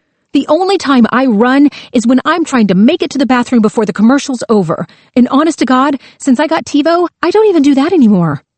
Sarah was still silent. "I'm so sorry." She kept fiddling with the blanket, tucking it in tighter, making sure the baby was in a tight little cocoon. "I'm sorry," Faith repeated, feeling so awful she thought she might throw up. Sarah kept her thoughts to herself. Faith was trying to figure out how to gracefully leave the room when the doctor said, "I knew it was 15 pounds. Faith felt some of the tension start to dissipate. She knew better than to ruin it by opening her mouth. Sarah said, "No one ever talks to me about him. I mean, in the beginning, of course, but now no one even says his name. It's like they don't want to upset me. Like saying his name might send me back to—" She shook her head. "Jeffrey. I can't remember the last time I said that out loud. His name was Jeffrey.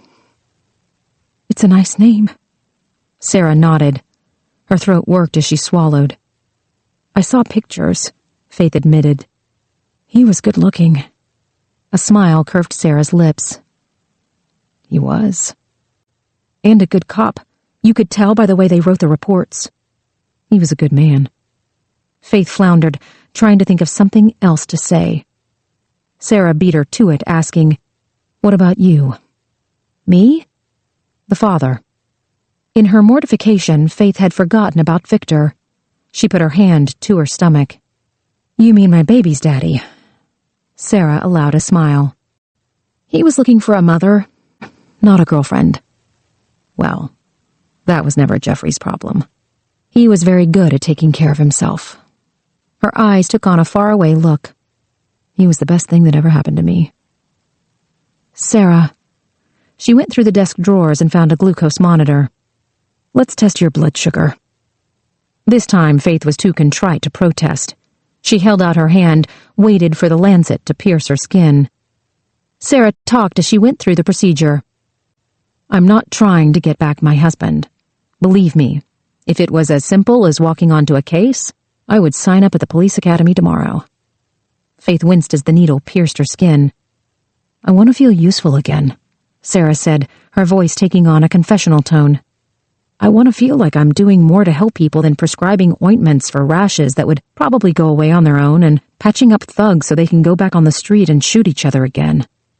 Faith hadn't considered that Sarah's motivations might be so altruistic.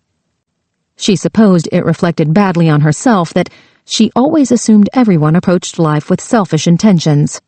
She told Sarah, "Your husband sounded perfect." Sarah laughed as she filled the test strip. "He left his jockstrap hanging on the bathroom doorknob. He slept around the first time we were married, which I found out for myself when I came home from work early one day. And he had an illegitimate son he never knew about until he was 40. She read the machine, then showed it to Faith. "What do you think? Juice or insulin? Insulin, she confessed. I ran out at lunch. I gathered. Sarah picked up the phone and called one of the nurses. You need to get this under control. This case is ongoing, just like all the other cases you've worked and all the ones you'll work in the future. I'm sure Agent Trent can spare you for a couple of hours while you get this squared away. Faith wasn't sure Agent Trent could spare anything at the moment. Sarah checked on the baby again. His name is Balthazar, she said. Here I was thinking we had saved him. She was kind enough to laugh, but her words were serious. I'm board-certified in pediatric medicine, Faith. I graduated at the top of my class at Emory University, and I've devoted nearly 2 decades of my life to helping people, whether they're living or dead. You can question my personal motivations all you like, but don't question my medical abilities. You're right. Faith felt even more contrite. I'm sorry. It's been a really hard day. It doesn't help when your blood sugar is out of whack. There was a rap on the door, and Sarah walked over, taking a handful of insulin pens from the nurse. She shut the door and told Faith, You have to take this seriously. I know I do. Postponing dealing with it isn't going to work. Take 2 hours out of your day to see Delia so that you can get yourself right and focus on your work. I will. Mood swings, sudden tempers, these are all symptoms of your disease. Faith felt like her mother had just scolded her, but maybe that's exactly what she needed right now. Thank you. Sarah put her hands on the bassinet. I'll leave you to it. Wait, Faith said. You deal with young girls, right? Sarah shrugged. I used to a lot more when I had my private practice. Why? What do you know about Thinspo? Not a lot, the doctor admitted. I know it's a word for pro-anorexia propaganda, usually on the internet. 3 of our victims have a connection to it. Anna's still very thin, Sarah observed. Her liver and kidney functions are off, but I thought that was because of what she'd been through, not anything she'd done to herself. Could she be anorexic? It's possible. I really didn't consider the disorder because of her age. Anorexia is generally a teenage issue. Sarah recalled. Pete flagged up something similar during Jacqueline Zabel's autopsy. She was very thin, but then again, she was starved and denied water for at least 2 weeks. I just assumed she had started out slightly underweight. Her frame was small. She leaned down to Balthazar and stroked the side of his cheek. Anna couldn't have had a baby if she was starving herself, not without serious complications. Maybe she got it under control long enough to have him, Faith guessed. I'm never quite sure which is which. Is anorexia where they throw up? That's bulimia. Anorexia denotes starvation. Sometimes anorexics use laxatives, but they don't purge. There's growing evidence about genetic determinism, chromosomal blips that predispose them to the disorder. Usually there's some kind of environmental trigger that sets it off. Like child abuse. Could be. Sometimes it's bullying. Sometimes it's body dysmorphia. Some people blame magazines and movie stars, but it's far more complicated than just one thing.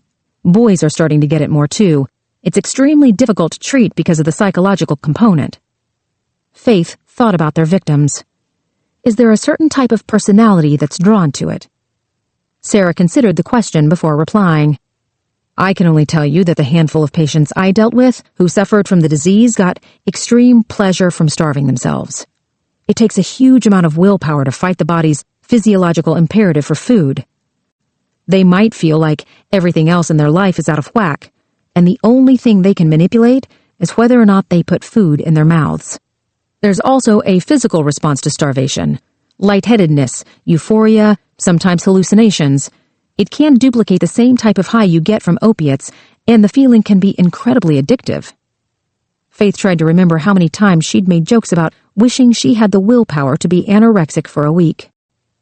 Sarah added, The biggest problem with treatment is that it's much more socially acceptable for a woman to be too thin than it is for a woman to be overweight. I have yet to meet a woman who is happy with her weight. Sarah gave a rueful laugh. My sister is, actually. Is she some kind of saint? Faith had been joking, but Sarah surprised her, answering, Close, she's a missionary. She married a preacher a few years ago. They're helping AIDS babies in Africa.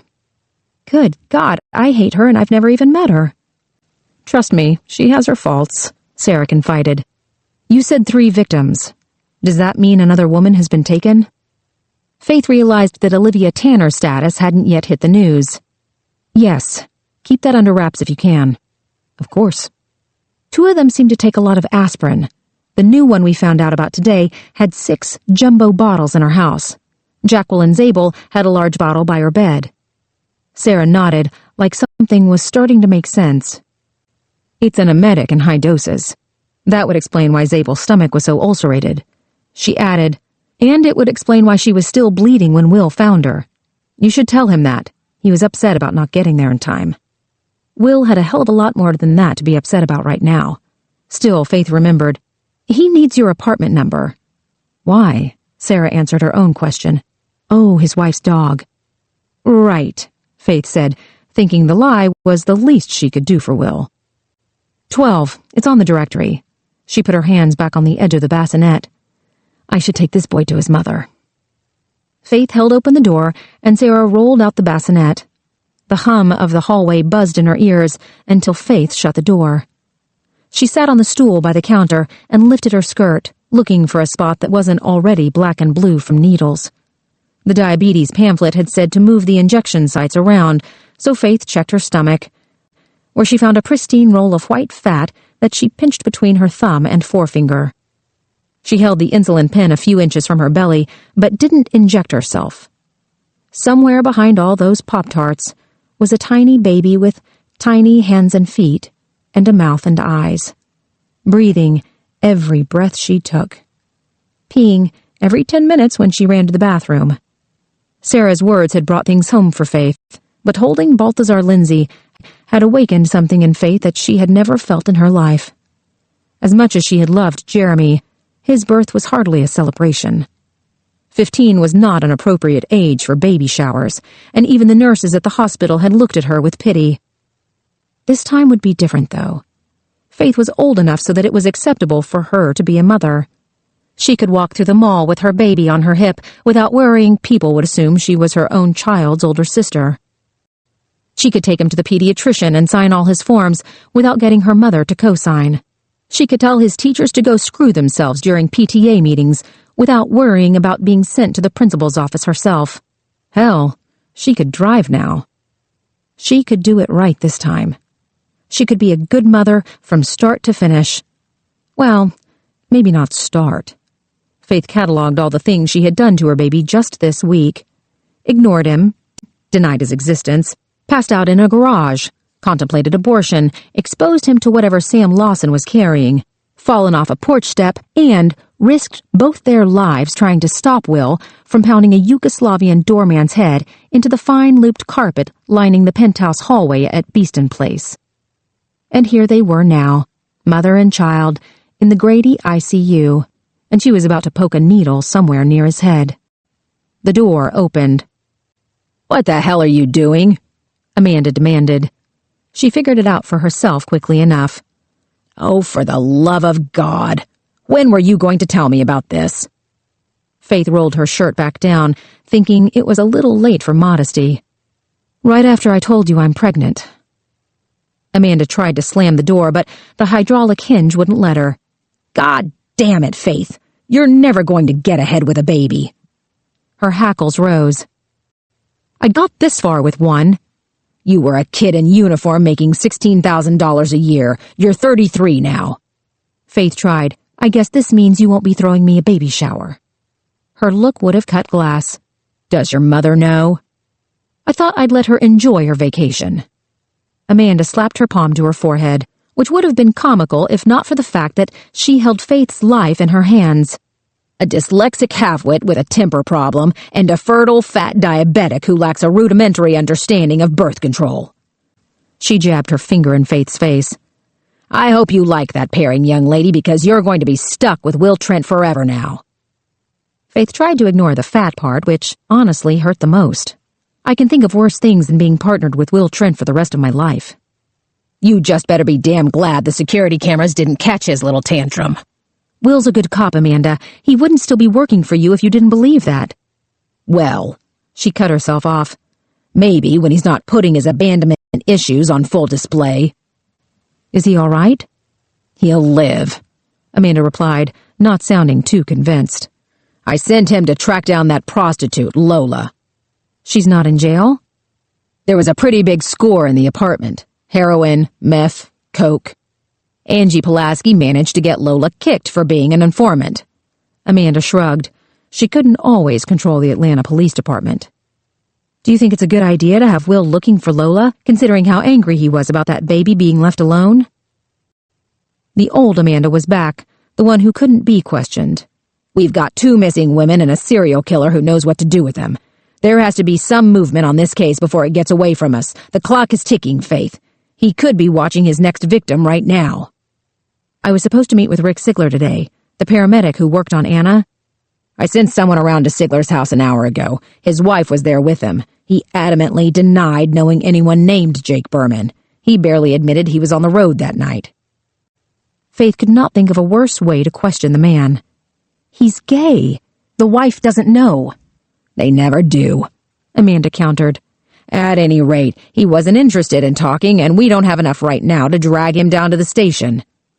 I'm not sure he's a suspect. Everyone is a suspect as far as I'm concerned. I read the autopsy report. I've seen what was done to Anna.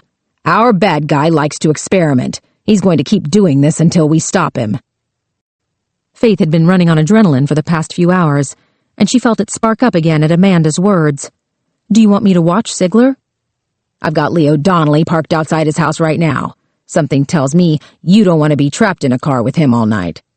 No, ma'am, Faith answered, and not just because Leo was a chain smoker. He would probably blame Faith for putting him on Amanda's shit list. He would be right. Someone needs to go to Michigan to find the files on Pauline Seward's family. The warrant's being expedited, but apparently nothing past 15 years is on the computers. We need to find someone from her past, and we need to find them fast. The parents, hopefully the brother, if it's not our mysterious Mr. Berman. For obvious reasons, I can't send Will to read through the files. Faith put the insulin pen down on the counter. I'll do it. Do you have this diabetes thing under control? Faith's expression must have been answer enough. I'll send one of my agents who can actually do their job. She waved her hand, dismissing any objections Faith might have. Let's just move on from that until it bites us in the ass again, shall we? I'm sorry about this. Faith had apologized more in the last 15 minutes than she had in her entire life. Amanda shook her head, indicating she wasn't willing to discuss the stupidity of the situation. The doorman's asked for a lawyer. We're scheduled to talk to them first thing in the morning. You arrested him? Detained. He's obviously foreign-born. The Patriot Act gives us 24 hours to hold him while we check his immigration status. Hopefully we can turn his apartment upside down and find something more concrete to hammer him with. Faith wasn't one to argue with a true course of justice. Amanda asked, What about Anna's neighbors? It's a quiet building. The apartment below the penthouse has been vacant for months. They could have set off an atom bomb up there and no one would have known. The dead guy? Drug dealer. Heroin overdose. Anna's employer didn't miss her? Faith told her what little she'd managed to find out. She works for a law firm, Bandel and Brinks. Good Christ, this just keeps getting worse. Do you know about the firm? Amanda didn't give Faith time to answer. They specialize in bringing lawsuits against municipalities. Bad policing, bad social services. Anything they can catch you on, they pounce and sue your budget to hell and back. They've sued the state and won more times than I can count. They weren't open to questioning. They won't turn over any of her files without a warrant. In other words, they're being lawyers. Amanda paced the room. You and I will talk with Anna now. Then we'll go back over to her building and turn it upside down before that law firm of hers realizes what we're doing. When's the interview with the doorman? 8 sharp tomorrow morning. You think you can fit that into your busy schedule? Yes, ma'am. Amanda looked like a parent as she shook her head at Faith again, frustrated, mildly disgusted. I don't suppose the father's in the picture this time either. I'm a little too old to be trying something new. Congratulations, she said, opening the door. It would have been nice, except for the idiot, she muttered as she walked into the hall. Faith hadn't realized she had been holding her breath until Amanda left the room. Her lips parted in a heavy sigh, and for the first time since this whole diabetes thing started, she jabbed the needle into her skin on the first try. It didn't hurt as much, or maybe she was in such shock that she couldn't feel anything. She stared at the wall in front of her, trying to get her head back into the investigation. Faith closed her eyes, visualizing the autopsy photos of Jacqueline Zabel, the cave where Jacqueline and Anna Lindsay had been kept. Faith cataloged the horrible things that must have happened to the women. The torture, the pain. She put her hand to her stomach again. Was the child that was growing inside of her a girl? What sort of world was Faith bringing her into? A place where young girls were molested by their fathers, where magazines told them they would never be perfect enough, where sadists could take you away from your life, your own child, in the blink of an eye, and thrust you into a living hell for the rest of your life. A shudder racked her body. She stood and left the room. The cops in front of Anna's door stepped aside. Faith crossed her arms over her chest, feeling a sudden coldness as she entered. Anna was lying in bed, Balthazar in the crook of her bony arm. Her shoulder was pronounced, the bone hard against the skin, the same as the girls Faith had seen in the videos on Pauline McGee's computer. "Agent Mitchell has just entered the room," Amanda told the woman. "She's been trying to find out who did this to you." The whites of Anna's eyes were clouded, as if she had cataracts.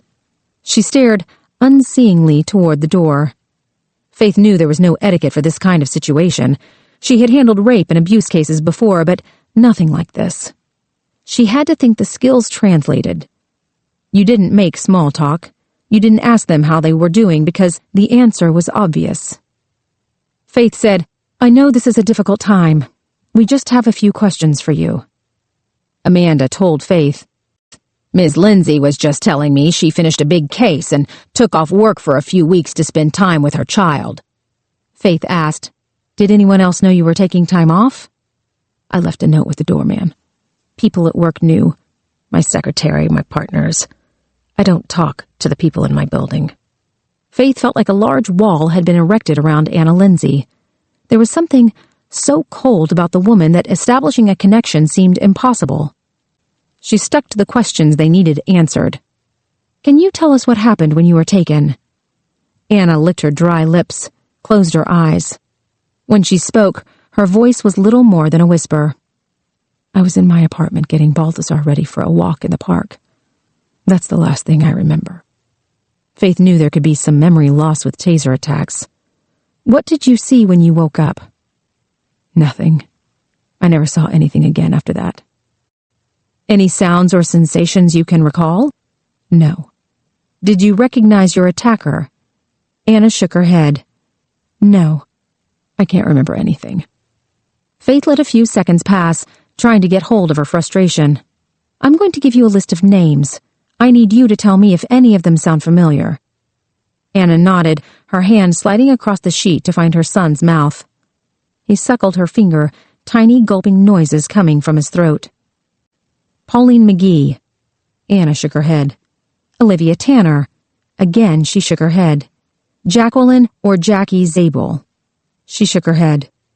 Faith had saved Jackie for last. The two women had been in the cave together.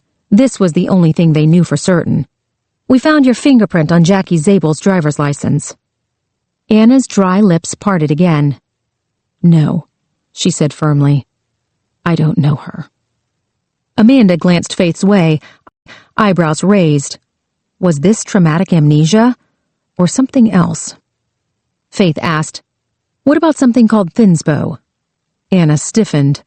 "No," she said more quickly this time, her voice louder. Faith gave it another few seconds, letting the woman think. "We found some notebooks where you were kept. They had the same words over and over again. I will not deny myself. Does that mean anything to you?" She shook her head again. Faith worked to keep the pleading out of her voice. "Can you tell us anything about your attacker? Did you smell something, like oil or gas on him? Cologne?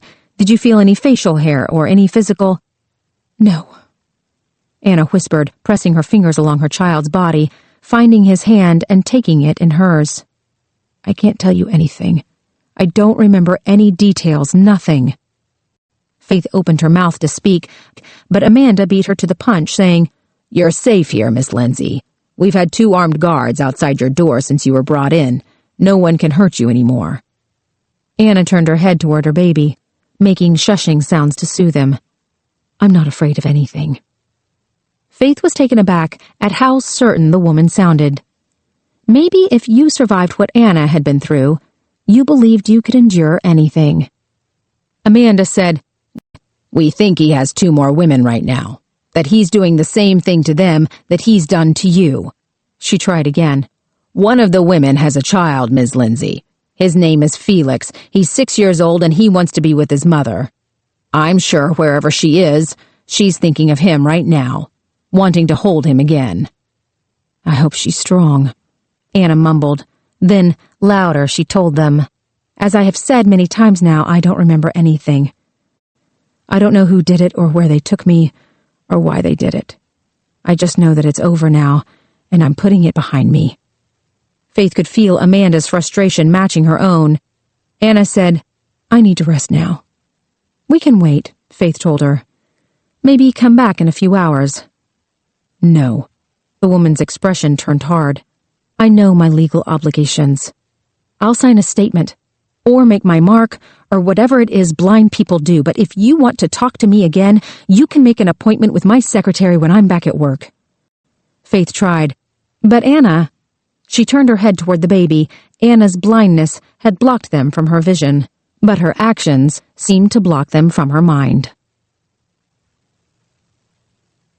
Chapter 18. Sarah had finally managed to clean her apartment. She could not think of the last time it had looked this good, maybe when she had first seen it with her real estate agent before she had even moved in. The milk lofts had once been a dairy, serviced by the vast farmland that used to cover the eastern part of the city. There were 6 floors in the building, 2 apartments on each floor, separated by a long hallway with large windows at either end. The main living area of Sarah's place was what was called an open plan, the kitchen looking onto the enormous living room. Floor-to-ceiling windows that were a bitch to keep clean lined an entire wall, giving her a nice view of downtown when the shades were open. There were 3 bedrooms in the back, each with its own bathroom. Sarah, of course, slept in the master, but no one had ever slept in the guest room. The 3rd room she used as an office and for storage. She had never thought of herself as a loft person, but when Sarah had moved to Atlanta, she had wanted her new life to be as different from her old as was humanly possible. Instead of choosing a cute bungalow on one of the city's old, tree-lined streets, she had opted for a space that was little more than an empty box. Atlanta's real estate market was just hitting rock bottom, and Sarah had a ridiculous amount of money to spend. Everything was new when she'd moved in, but she had renovated the entire place from top to bottom anyway. The price of the kitchen alone would have fed a family of 3 for a year. Add in the palatial bathrooms, and it was downright embarrassing that Sarah had been so free with her checkbook. In her previous life, she had always been careful with her money, never splurging on anything except a new BMW every 4 years. After Jeffrey's death, there had been his life insurance policy, his pension, his own savings, and the proceeds from the sale of his house. Sarah had left all of it in the bank, feeling like spending his money would be admitting he was gone. She had even considered refusing the tax exemption she got from the state for being a widow of a slain police officer. But her accountant had balked, and it wasn't worth the fight. Subsequently, the money she sent to Sylacauga, Alabama every month to help Jeffrey's mother came out of her own pocket, while Jeffrey's money compounded meager interest at the local bank. Sarah often thought about giving it to his son, but that would have been too complicated. Jeffrey's son had never been told that Jeffrey was his real father. She couldn't ruin the boy's life and then hand over a sum that amounted to a small fortune to a kid who was still in college. So, Jeffrey's money sat there in the bank, just like the letter sat on Sarah's mantel. She stood by the fireplace, fingering the edge of the envelope, wondering why she hadn't put it back into her purse or jammed it into her pocket again. Instead, during her rabid fit of cleaning, she had only picked it up to dust under the envelope as she made her way down the mantel. Sarah saw Jeffrey's wedding ring on the opposite end. She still wore her wedding ring, a matching white gold band, but his college ring, a hunk of gold with the Auburn University insignia carved into the top, was more important to her. The blue stone was scratched, and it was too big for her finger. So she wore it on a long chain around her neck, the way a soldier wears his dog tags. She didn't wear it for anyone to see. It was always tucked into her shirt, close to her heart, so she could feel it at all times. Still, she took Jeffrey's wedding band and kissed it before putting it back on the mantel. Over the last few days, her mind had somehow put Jeffrey in a different place. It was as if she was going through mourning again, but this time at a remove. Instead of waking up feeling devastated, as she had for the last 3.5 years, she felt enormously sad. Sad to turn over in bed and not have him there. Sad that she would never see him smile again. Sad that she would never hold him or feel him inside of her again. But not utterly devastated. Not like every move or thought was an effort. Not like she wanted to die. Not like there was no light at the end of all of this. There was something else, too. Faith Mitchell had been so horrible today, and Sarah had survived. She hadn't broken down or fallen to pieces. She had not come undone. She had kept herself together. The funny thing was, in some ways, Sarah felt closer to Jeffrey because of it. She felt stronger, more like the woman he had fallen in love with, than the woman who had fallen apart without him. She closed her eyes, and she could almost feel his breath on the back of her neck. His lips, brushing so softly that a tingle went down her spine. She imagined his hand wrapping around her waist, and was surprised when she put her hand there to feel nothing but her own hot skin. The buzzer rang and the dogs stirred along with Sarah. She shushed them as she walked to the intercom and buzzed in the pizza delivery guy. Betty, Will Trent's dog, had been adopted quickly by Billy and Bob, her 2 greyhounds. When she was cleaning earlier, all 3 dogs had settled onto the couch in a pile, glancing up occasionally when Sarah walked into the room, sometimes giving her a sharp look if she made too much noise. Even the vacuum cleaner had not dislodged them. Sarah opened the door to wait for Armando, who delivered pizza to her apartment at least twice a week. The fact that they were on a first-name basis was something she pretended was normal, and she routinely over-tipped the delivery man so that he wouldn't make a big deal about seeing her more than he saw his own children. "Doing all right?" he asked as pizza and money changed hands. "Doing great," she told him, but her mind was back in the apartment, on what she was doing before the buzzer had sounded. It had been so long since she'd been able to remember what it felt like to be with Jeffrey. She wanted to dwell on it, to crawl into bed and let her mind wander back to that sweet place. "Have a good one, Sarah." Armando turned to leave, then stopped. "Hey, there's some strange guy hanging around downstairs." She lived in the middle of a large city, so this was hardly unusual. Regular strange or call the cops strange? "I think he is a cop. Doesn't look it, but I saw his badge." "Thanks," she said. He gave her a nod as he headed toward the elevator. Sarah put the pizza box on the kitchen counter and walked to the far side of the living room. She pushed open the window and leaned out. Sure enough, 6 stories down, she spotted a speck looking suspiciously like Will Trent. "Hey!" she called. He didn't respond, and she watched him for a moment as he paced back and forth, wondering if he'd heard her. She tried again, raising her voice like a soccer mom at a NASCAR race. "Hey!" Will finally looked up and she told him, "6th floor." She watched him go into the building, passing Armando on the way out, who tossed Sarah a wave and said something about seeing her soon. Sarah shut the window, praying Will had not heard the exchange, or at least had the decency to pretend.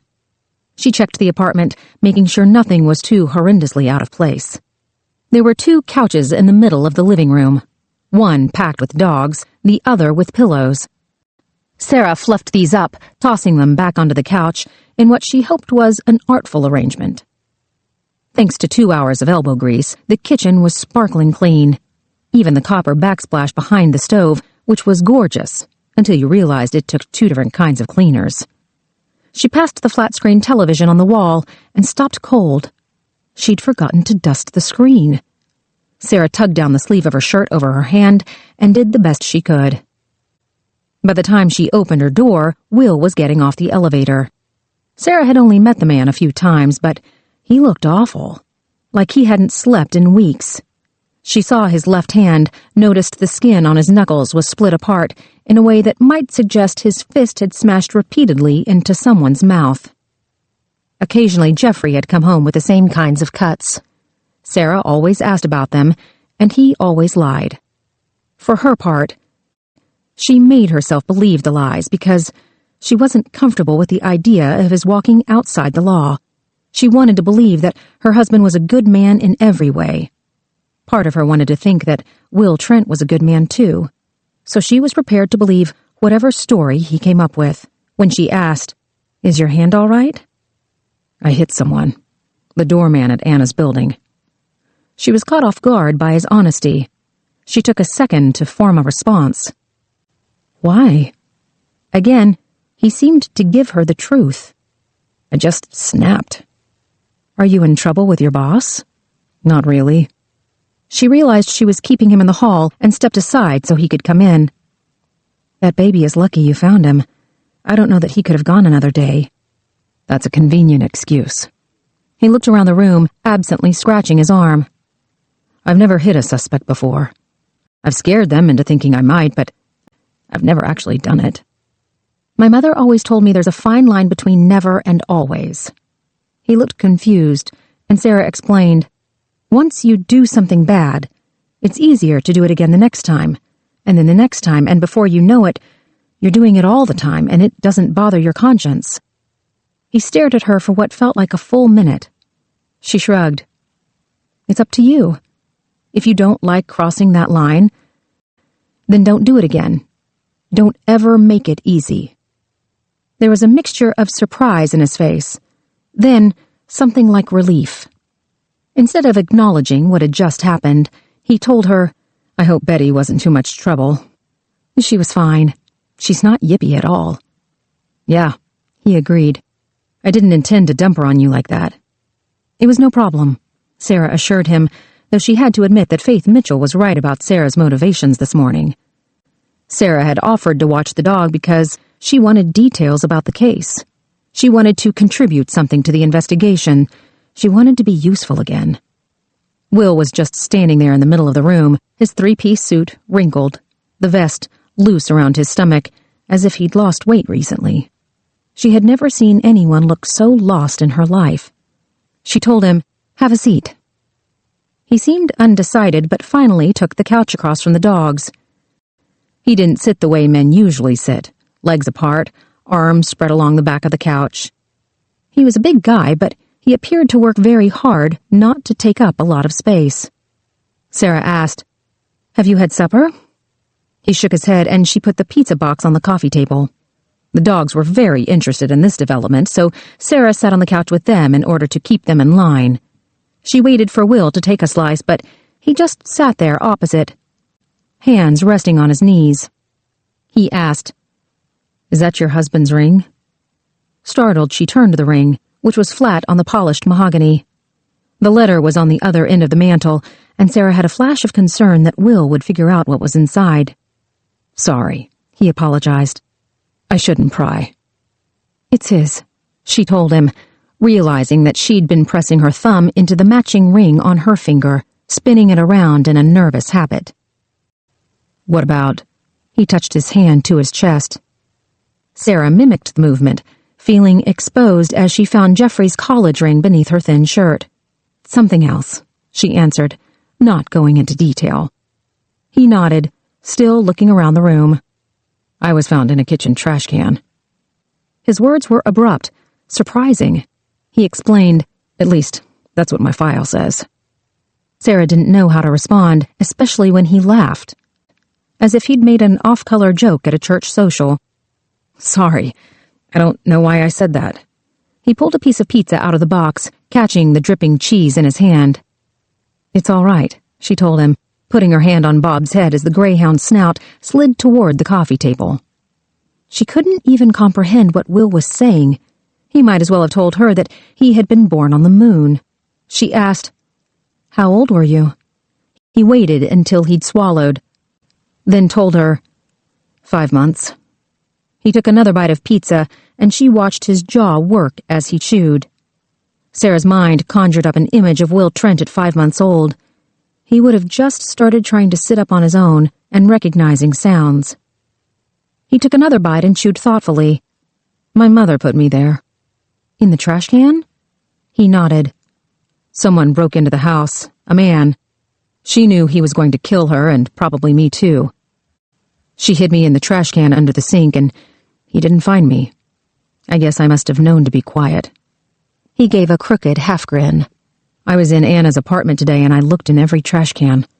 All the time I was thinking about what you said this morning about how the killer put the trash bags inside of the women to send a message. Because he wanted to tell the world that they were trash. Meaningless. Obviously your mother was trying to protect you. She wasn't sending a message. Yeah, he said. I know.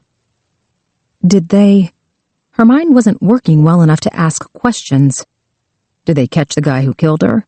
Will asked, finishing her sentence. He glanced around the room again. Did they catch the person who killed your husband? He had asked a question, but he wasn't looking for an answer. He was making the point that it didn't matter. Something Sarah had felt from the moment she'd been told the man who'd orchestrated Jeffrey's death was dead. She said, every cop who knows, that's all they care about. Did they catch the guy? Eye for an eye. He pointed to the pizza. Mind if I... He had finished half the pie. Go ahead. It's been a long day. Sarah laughed at the understatement. He laughed too. She pointed to his hand. Do you want me to take care of that? He glanced at the wounds as if he just realized something was wrong. What can you do? You've waited too long for stitches. She stood up to get her first aid kit from the kitchen. I can clean it. You need to start some antibiotics so it doesn't get infected. What about rabies? Rabies? She tied up her hair with a band she found in the kitchen drawer, then hooked her reading glasses on her shirt collar. The human mouth is pretty dirty, but it's very rare. I mean from rats, Will said. There were some rats in the cave where Anna and Jackie were kept.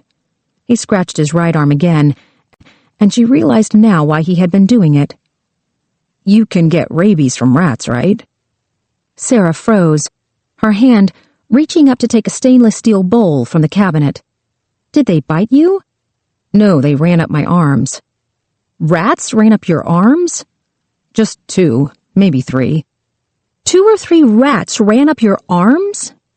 It's really calming the way you keep repeating everything I say, but in a louder voice. She laughed at the comment, but still asked, were they acting erratic? Did they try to attack you?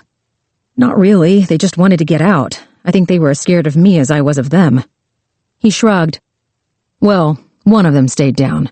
He was eyeballing me, kind of watching what I was doing. He never came near me, though. She put on her reading glasses and sat beside him. Roll up your sleeves. He took off his jacket and rolled up the shirt sleeve on his left arm, though he had been scratching his right. Sarah didn't argue. She looked at the scratches on his forearm. They weren't even deep enough to bleed. He was probably remembering it a lot worse than it actually was. I think you'll be fine.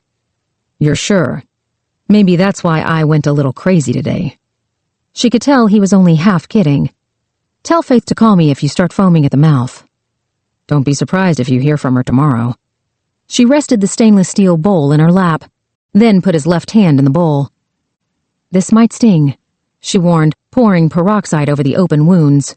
Will didn't flinch, and she took his lack of reaction as an opportunity to do a more thorough job.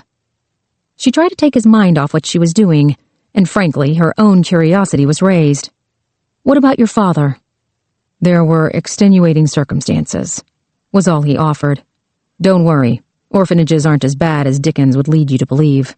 He changed the subject, asking, Do you come from a big family? Just me and my younger sister. Pete said your dad's a plumber. He is. My sister worked in the business with him for a while, but now she's a missionary. That's nice. You both take care of people. Sarah tried to think of another question, something to say that would make him open up, but nothing would come to mind. She had no idea how to talk to someone who didn't have a family. What stories of sibling tyranny or parental angst could you share? Will seemed equally at a loss for words, or maybe he was just choosing to be silent. Either way, He didn't speak until she was doing her best to cover the broken skin by crisscrossing several Band-Aids over his knuckles. He said, "You're a good doctor. You should see me with splinters." He looked at his hand, flexed his fingers. She said, "You're left-handed." He asked, "Is that a bad thing?" "I hope not." She held up her left hand, which she'd been using to clean his wounds. "My mother says it means you're smarter than everybody else." She started cleaning up the mess. "Speaking of my mother, I called her about the question you had. The apostle who replaced Judas? His name was Matthias." She laughed, joking. "I'm pretty sure if you meet anyone by that name, you've probably found your killer." He laughed too. "I'll put out an APB. Last seen wearing a robe and sandals." He shook his head, still smiling. "Don't make light of it. That's the best lead I've heard all day." "Anna's not talking?" "I haven't talked to Faith since—" He waved his injured hand. "She would have called if anything came up." "She's not what I thought," Sarah told him. "Anna, I know this is odd to say, but she's very dispassionate, unemotional. She's been through a lot." "I know what you mean, but it's beyond that." Sarah shook her head. "Or maybe it's my ego. Doctors aren't used to being talked to as if they're servants." "What did she say to you?" "When I brought her baby to her, Balthazar, I don't know, it was weird. I wasn't expecting a medal by any means, but I thought she would at least thank me. She just told me that I could go away." Will rolled down his shirt sleeve. "None of these women have been particularly likable." "Faith said there might be an anorexia connection." "There might be. I don't know a lot about it. Are anorexics generally horrible people?" "No, of course not. Everyone is different. Faith asked me about the same thing this afternoon. I told her that it takes a very driven personality to starve yourself like that, but it doesn't follow that they're unkind." Sarah thought about it. "Your killer probably didn't choose these women because they're anorexic. He chooses them because they're awful people. If they're awful people, then he'd have to know them. He'd have to have contact with them." "Are you finding any connections other than the anorexia?" "All of them are unmarried. 2 of them have kids. 1 of them hates kids. 1 of them wanted a kid, but maybe not." He added, "Banker, lawyer, real estate broker, and interior designer." "What kind of lawyer?" "Corporate attorney. Not real estate closings?" He shook his head. "The banker didn't work mortgages either.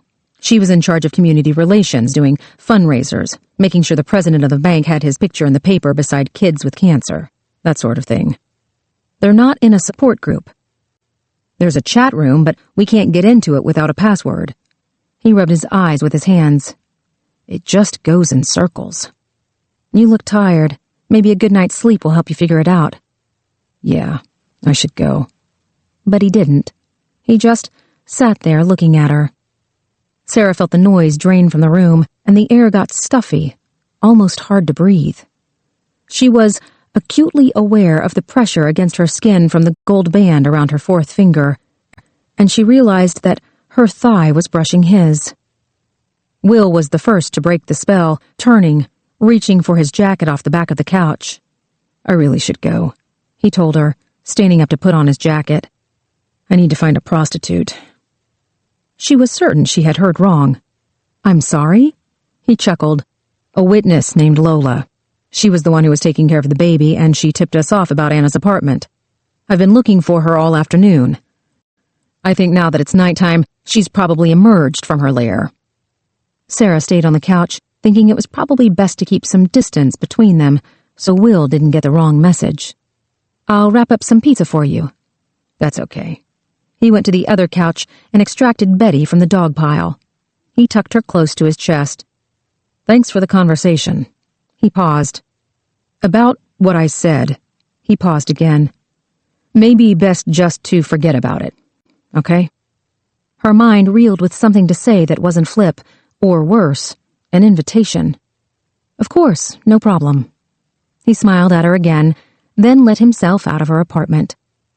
Sarah sat back on the couch, hissing out a breath of air, wondering what the hell had just happened. She traced back through their conversation, wondering if she had given Will a sign, an unintentional signal. Or maybe there wasn't anything there.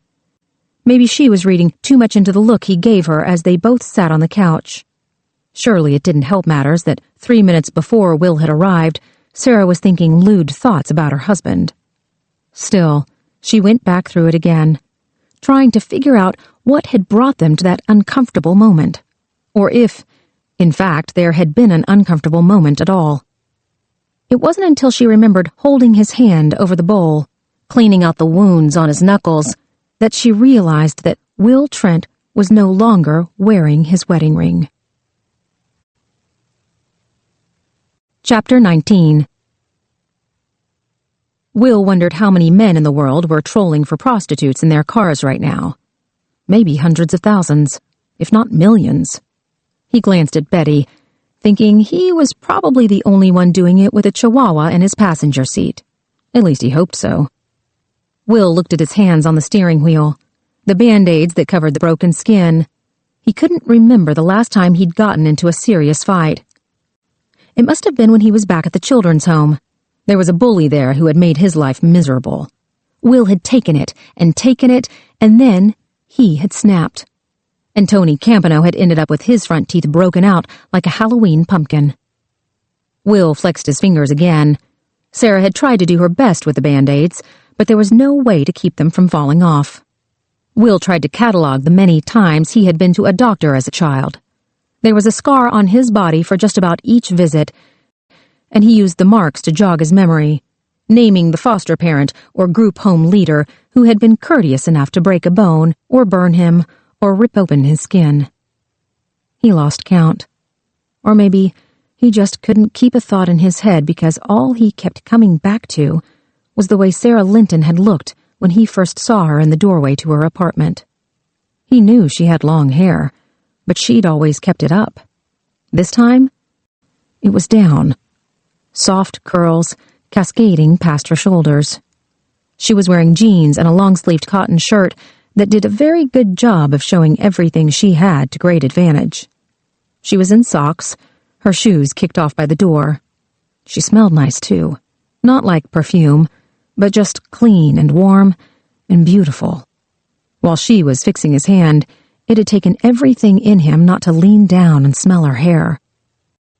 Will was reminded of a peeping Tom he'd caught in Butts County a few years ago. The man had followed women out to the parking lot of the local shopping mall, then offered them money to smell their hair. Will could still remember the news report, the local sheriff's deputy visibly nervous in front of the news camera. The only thing the cop could come up with to tell the reporter was, "He's got a problem with hair." Will had a problem with Sarah Linton. He scratched Betty's chin as he waited for a red light to change. The Chihuahua had done a good job of ingratiating herself with Sarah's dogs, but Will was not foolish enough to think he had a snowball's chance. No one had to tell him he wasn't the sort of man Sarah Linton would go for. For one, she lived in a palace. Will had remodeled his house a few years ago, so he knew the cost of all the nice things he could not afford. Just the appliances in her kitchen had run around $50,000, twice the amount he had spent on his whole house. 2, she was smart. She wasn't obvious about it, but she was a doctor. You didn't go to medical school if you were stupid. Or Will would have been a doctor, too. It would take Sarah no time at all to figure out he was illiterate, which made him glad that he wasn't going to be spending any more time around her. Anna was getting better. She would be out of the hospital soon. The baby was fine. There was no reason on earth for Will to ever see Sarah Linton again, unless he happened to be at Grady Hospital when she was on shift. He supposed he could hope he got shot. He thought Amanda was going to do exactly that when she'd taken him into the stairwell this afternoon. Instead, she had merely said, "I've waited a long time for your short hairs to grow in." Not exactly the words you expect from your superior after you've beaten a man nearly senseless. Everyone was making excuses for him. Everyone was covering for him, and Will was the only one who seemed to think that what he had done was wrong. He pulled away from the light, heading into one of the seedier parts of town. He was running out of places to check for Lola. A revelation which troubled him, and not just because Amanda had told him not to bother coming into work tomorrow unless he tracked the whore down. Lola had to have known about the baby. She had certainly known about the drugs and what was going on in Anna Lindsay's penthouse apartment. Maybe she had seen something else, something she wasn't willing to trade because it might put her life in danger. Or maybe she was just one of those cold, unfeeling people who didn't care if a child was slowly dying. Word must have gotten around by now that Will was the kind of cop who beat people. Maybe Lola was afraid of him. Hell, there had been a moment in that hallway when Will was afraid of himself. He had felt numb when he got to Sarah's apartment, like his heart wasn't even beating in his chest. He was thinking of all the men who had raised their fists to him when he was a child. All the violence he had seen, all the pain he had endured, and he was just as bad as the rest of them for beating that doorman into the ground. Part of him had told Sarah Linton about the incident because he had wanted to see the disappointment in her eyes, to know with just one look that she would never approve of him. What he got instead was understanding. She acknowledged that he had made a mistake, but she hadn't assumed that it defined his character. What kind of person did that? Not the kind of person Will had ever met. Not the kind of woman Will could ever understand. Sarah was right about how it was easier to do something bad the second time. Will saw it all the time at work. Repeat offenders who had gotten away with it once and decided they might as well roll the dice and try it again. Maybe it was human nature to push those boundaries. A third of all DUI offenders ended up being arrested for drunk driving a second time. Over half of all the violent felons captured were already released convicts. Rapists had one of the highest recidivist rates in the prison system. Will had learned a long time ago that the only thing he could control in any given situation was himself. He wasn't a victim. He wasn't prisoner to his temper. He could choose to be a good person. Sarah had said as much. She had made it seem so easy. And then he had forced that weird moment when they were together on the couch, staring at her like he was an axe murderer. Idiot. He rubbed his eyes, wishing he could rub away the memory. There was no use thinking about Sarah Linton. In the end, it would lead to nothing. Will saw a group of women loitering on the sidewalk ahead. They were all dressed in various shades of fantasy. Schoolgirls, strippers, a transsexual who looked a lot like the mother from Leave It to Beaver. Will rolled down his window, and they all did a silent negotiation, deciding who to send over. He drove a Porsche 911 he had rebuilt from the ground up. The car had taken him almost a decade to restore. It seemed to take a decade for the prostitutes to decide who to send. Finally, one of the schoolgirls sauntered over. She leaned into the car, then backed out just as quickly. "Nuh-uh," she said. "No way, I ain't fucking no dog." Will held out a $20 bill. "I'm looking for Lola." Her lip twisted, and she snatched away the cash so quickly Will felt the paper burn his fingertips. "Yeah, that bitch'll fuck your dog. She on 18th, strolling by the old post office." "Thank you." The girl was already sashaying back to her group. Will rolled up the window and took a U-turn. He saw the girls in his rearview mirror. The schoolgirl had passed the 20 on to her minder, who would in turn pass it on to the pimp. Will knew from Angie that the girls seldom got to keep any cash. The pimps took care of their living quarters, their food, their clothes. All the girls had to do was risk their lives and health every night by tricking whatever John pulled up with the right amount of cash. It was modern slavery, which was ironic, considering most, if not all, of the pimps were black. Will turned onto 18th Street and slowed the car to a crawl, coming up on a parked sedan under a streetlight.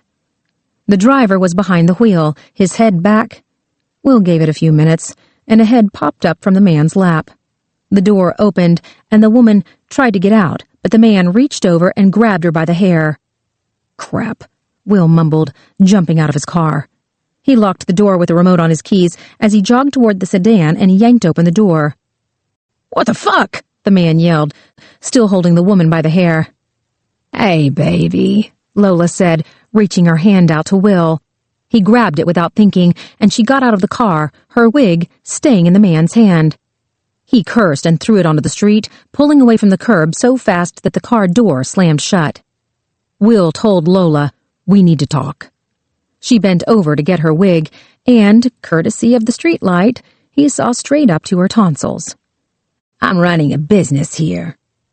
Will tried. "Next time you need help." "Angie helped me, not you," She tugged at her skirt. "You watch the news. Cops found enough coke in that penthouse to teach the world to sing. I'm a fucking hero." "Balthazar's going to be okay. The baby." "Baltha what?" She wrinkled her face. "Christ, kid barely had a chance." "You took care of him. He meant something to you." "Yeah, well." She put the wig on her head, trying to get it straight. "I got 2 kids, you know. Had them while I was locked up. Got to spend some time with them before the state took them away." Her arms were bone-thin, and Will was again reminded of the Thinspo videos they had found on Pauline's computer. Those girls were starving themselves because they wanted to be thin. Lola was starving because she couldn't afford food. "Here," he said, tugging the wig straight for her. "Thanks." She started walking down the street back toward her group. There was the usual mixture of schoolgirls and tramps, but they were older, harder women. The streets usually got tougher the higher the numbers. Pretty soon, Lola and her gang would be on 21st, a street so hopeless that dispatch at the local police station routinely sent out ambulances to pick up women who had died during the night. He tried. "I could arrest you for obstructing a crime." She kept walking. "Might be nice in jail. Getting kind of cold out here tonight." "Did Angie know about the baby?" She stopped. "Just tell me, Lola." Slowly, she turned around. Her eyes searched his, not looking for the right answer, but looking for the answer that he wanted to hear. "No." "You're lying." Her face remained emotionless. "He really okay? The baby, I mean." "He's with his mom now. I think he'll be okay." She dug around in her purse, finding a pack of cigarettes and some matches. He waited for her to light up, take a drag. "I was at a party. This guy I know, he said there was this pad in some fancy apartment building. The doorman's easy, lets people in and out. Mostly it was high-class stuff. You know, people who needed a nice place for a couple of hours, no questions asked. They come in and party. The maid comes the next day. The rich people who own the different apartments get back from Palm Beach or wherever and have no idea." She picked a stray piece of tobacco off her tongue. "Something happened this time, though. Simkov, the doorman, pissed off somebody in the building.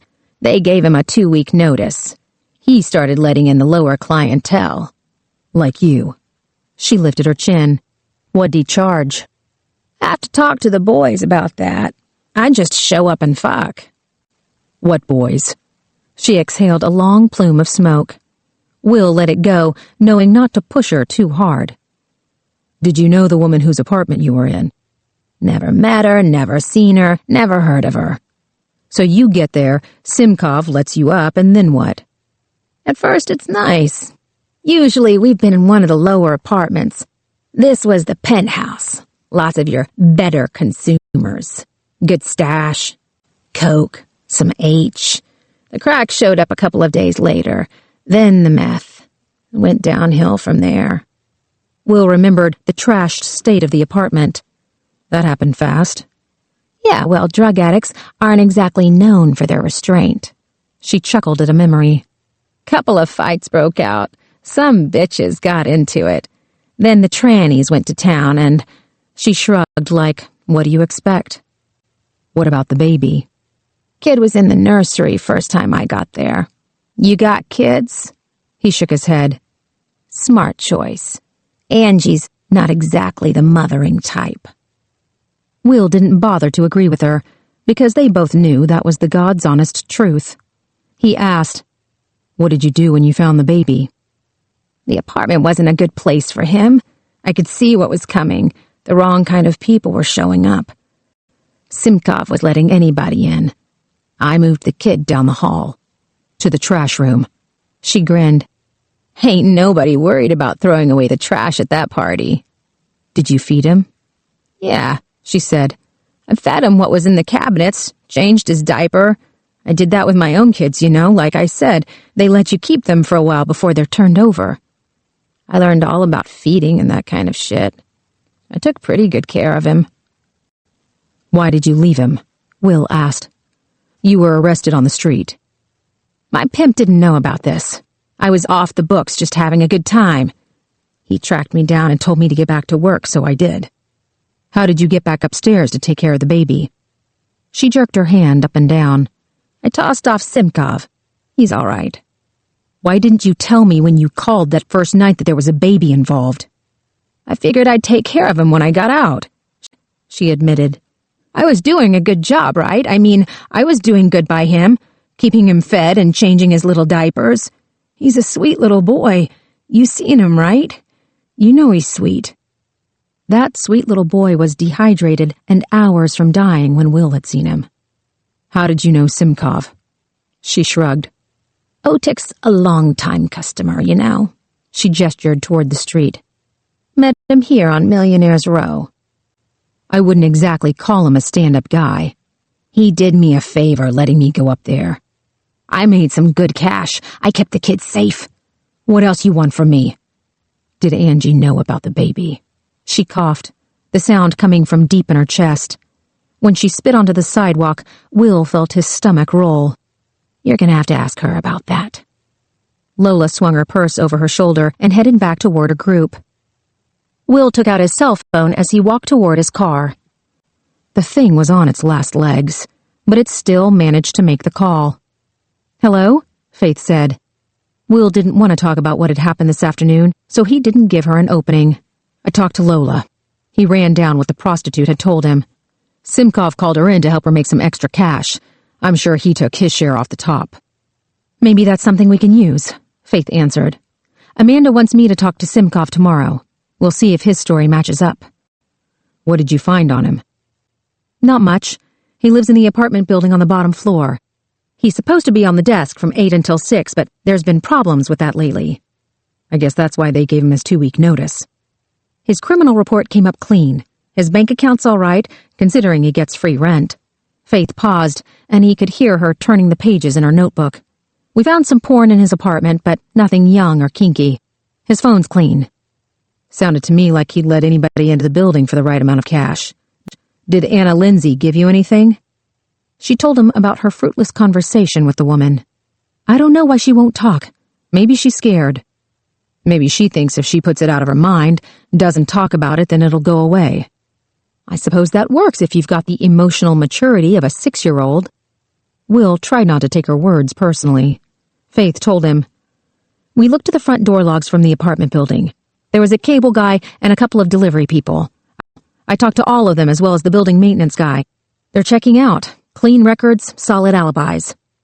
Will got into his car. What about neighbors? No one seems to know anything, and these people are too rich to talk to the police. Will had met the type before.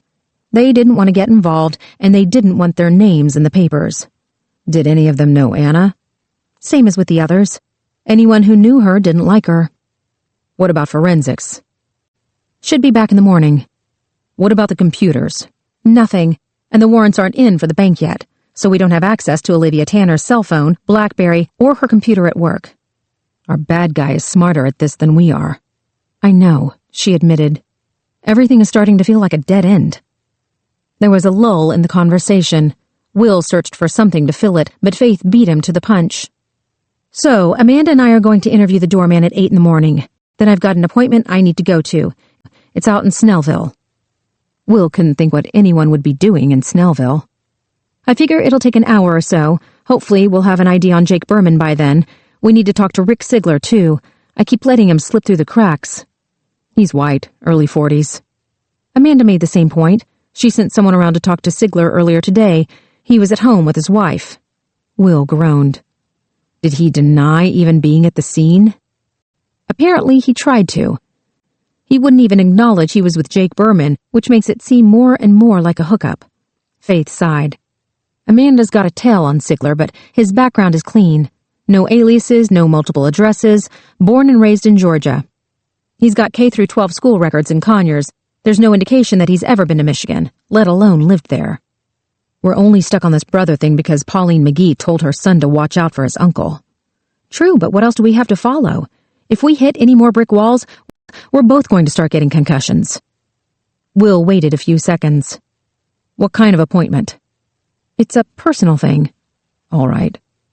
Neither of them seemed to have anything to say after that.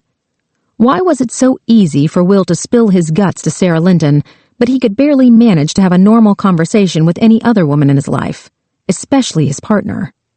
Faith offered, "I'll talk about my thing if you'll talk about yours." He laughed. "I think we need to start from the beginning. With the case, I mean." She agreed. "The best way to see if you've missed something is to retrace your steps. When you get back from your appointment, we'll go to the Coldfields, talk to Rick Ziegler at his work so he's not freaking out in front of his wife. Then go over all the witnesses. Anybody who's even remotely connected to this thing.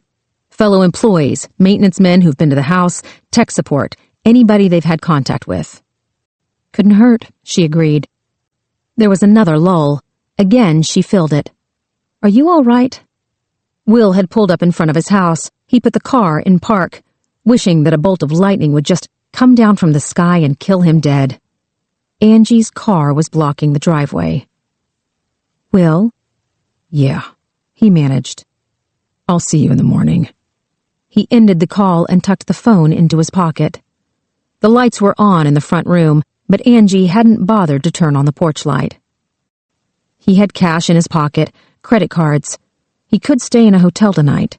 There had to be a place that wouldn't mind dogs. Or maybe he could sneak Betty in under his jacket. Betty stood and stretched on the seat. The front porch light came on. Will mumbled under his breath as he scooped up the dog. He got out of his car and locked it, then headed up the driveway. He opened the gate to the backyard and set Betty on the grass. Then he stood outside his own house a few minutes, debating, then decided he was being stupid and made himself go in. Angie was on the couch, with her feet curled up under her. Her long, dark hair was down the way he liked it, and she was wearing a tight black dress that hugged every curve. Sarah had looked beautiful, but Angie looked sexy. Her makeup was dark, her lips a blood red. He wondered if she had made an effort. Probably. She always sensed when Will was pulling away. She was like a shark smelling blood in the water.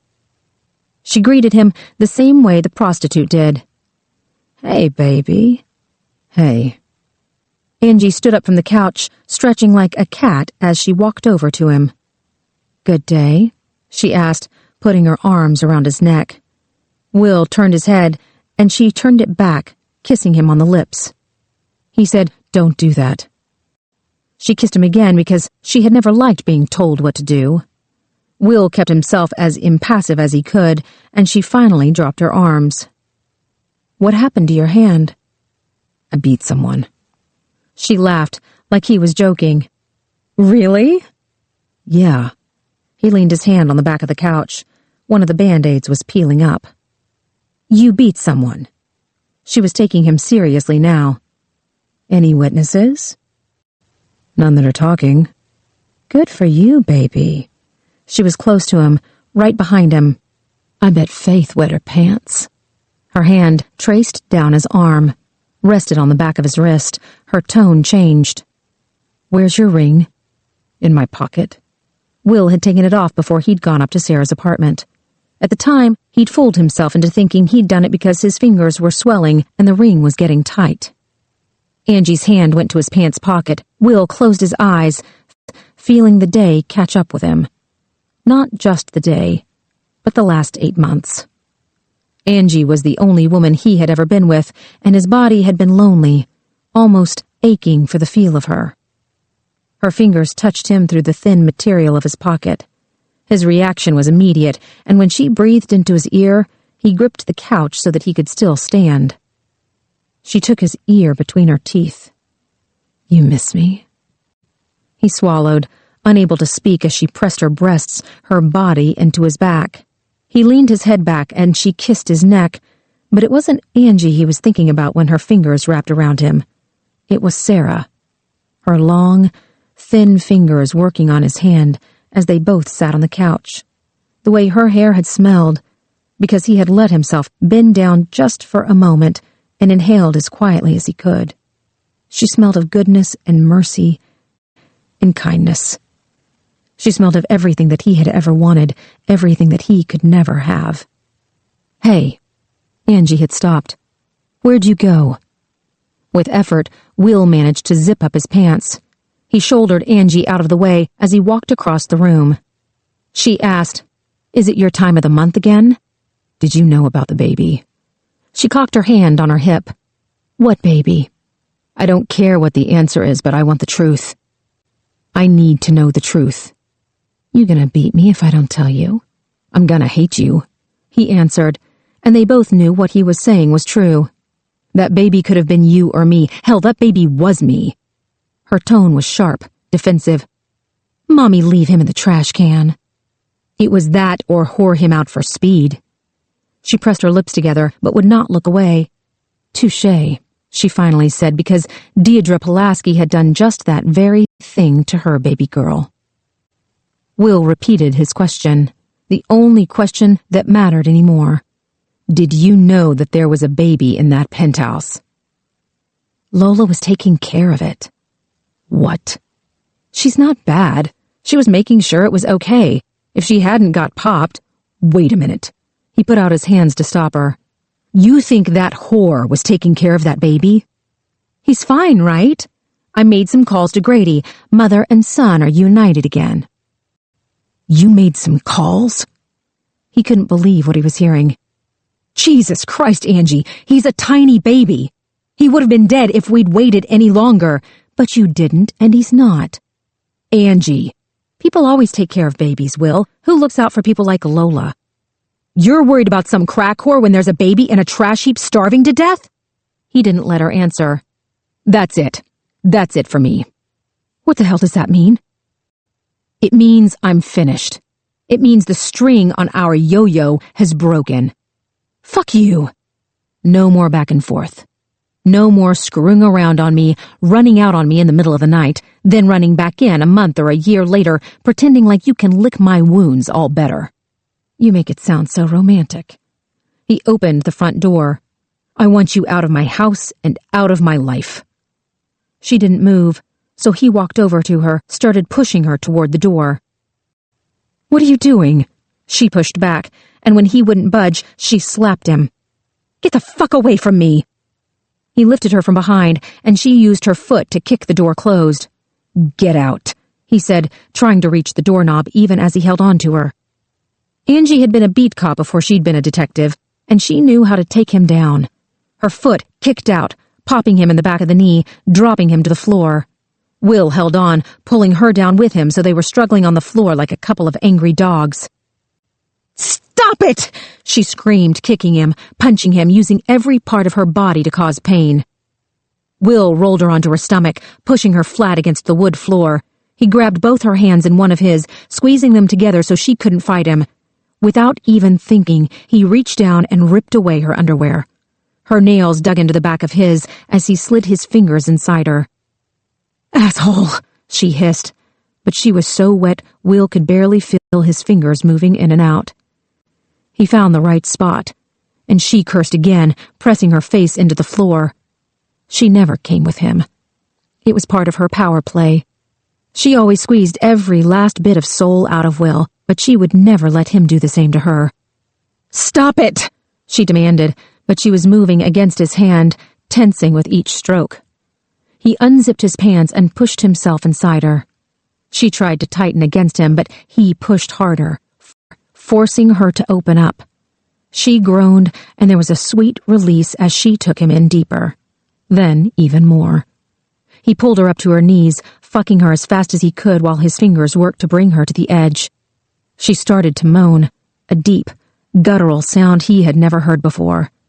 Will rammed himself into her, not caring if he left marks up and down her body, not caring if he broke her. When she finally came, she gripped him so hard that it almost hurt to be inside of her. His own release was so savage that he ended up collapsed on top of her, panting, every part of him sore. Will rolled onto his back. Angie's hair was tangled around her face. Her makeup was smeared. She was breathing as hard as he was. "Jesus Christ," she mumbled. "Jesus Christ."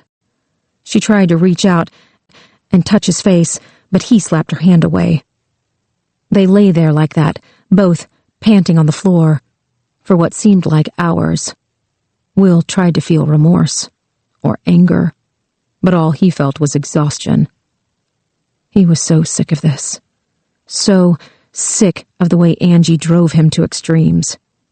He thought again about what Sarah had said. Learn from your mistakes. Angie Pulaski was looking like the biggest mistake Will had ever made in his miserable life. Christ. She was still breathing hard. She rolled over on her side, slid her hand up under his shirt. Her hands were hot, sweaty against his skin. Angie said, "Whoever she is, tell her I said thanks." He stared up at the ceiling, not trusting himself to look at her.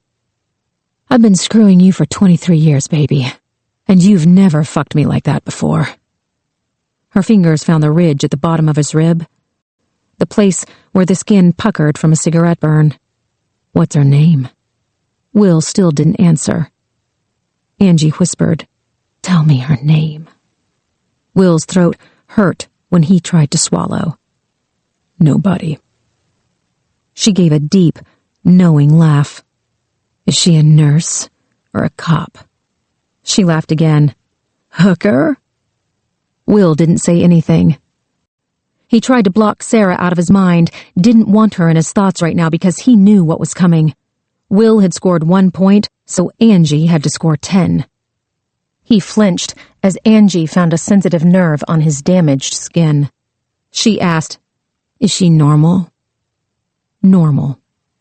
They had used that word in the children's home to describe people not like them. People with families. People with lives.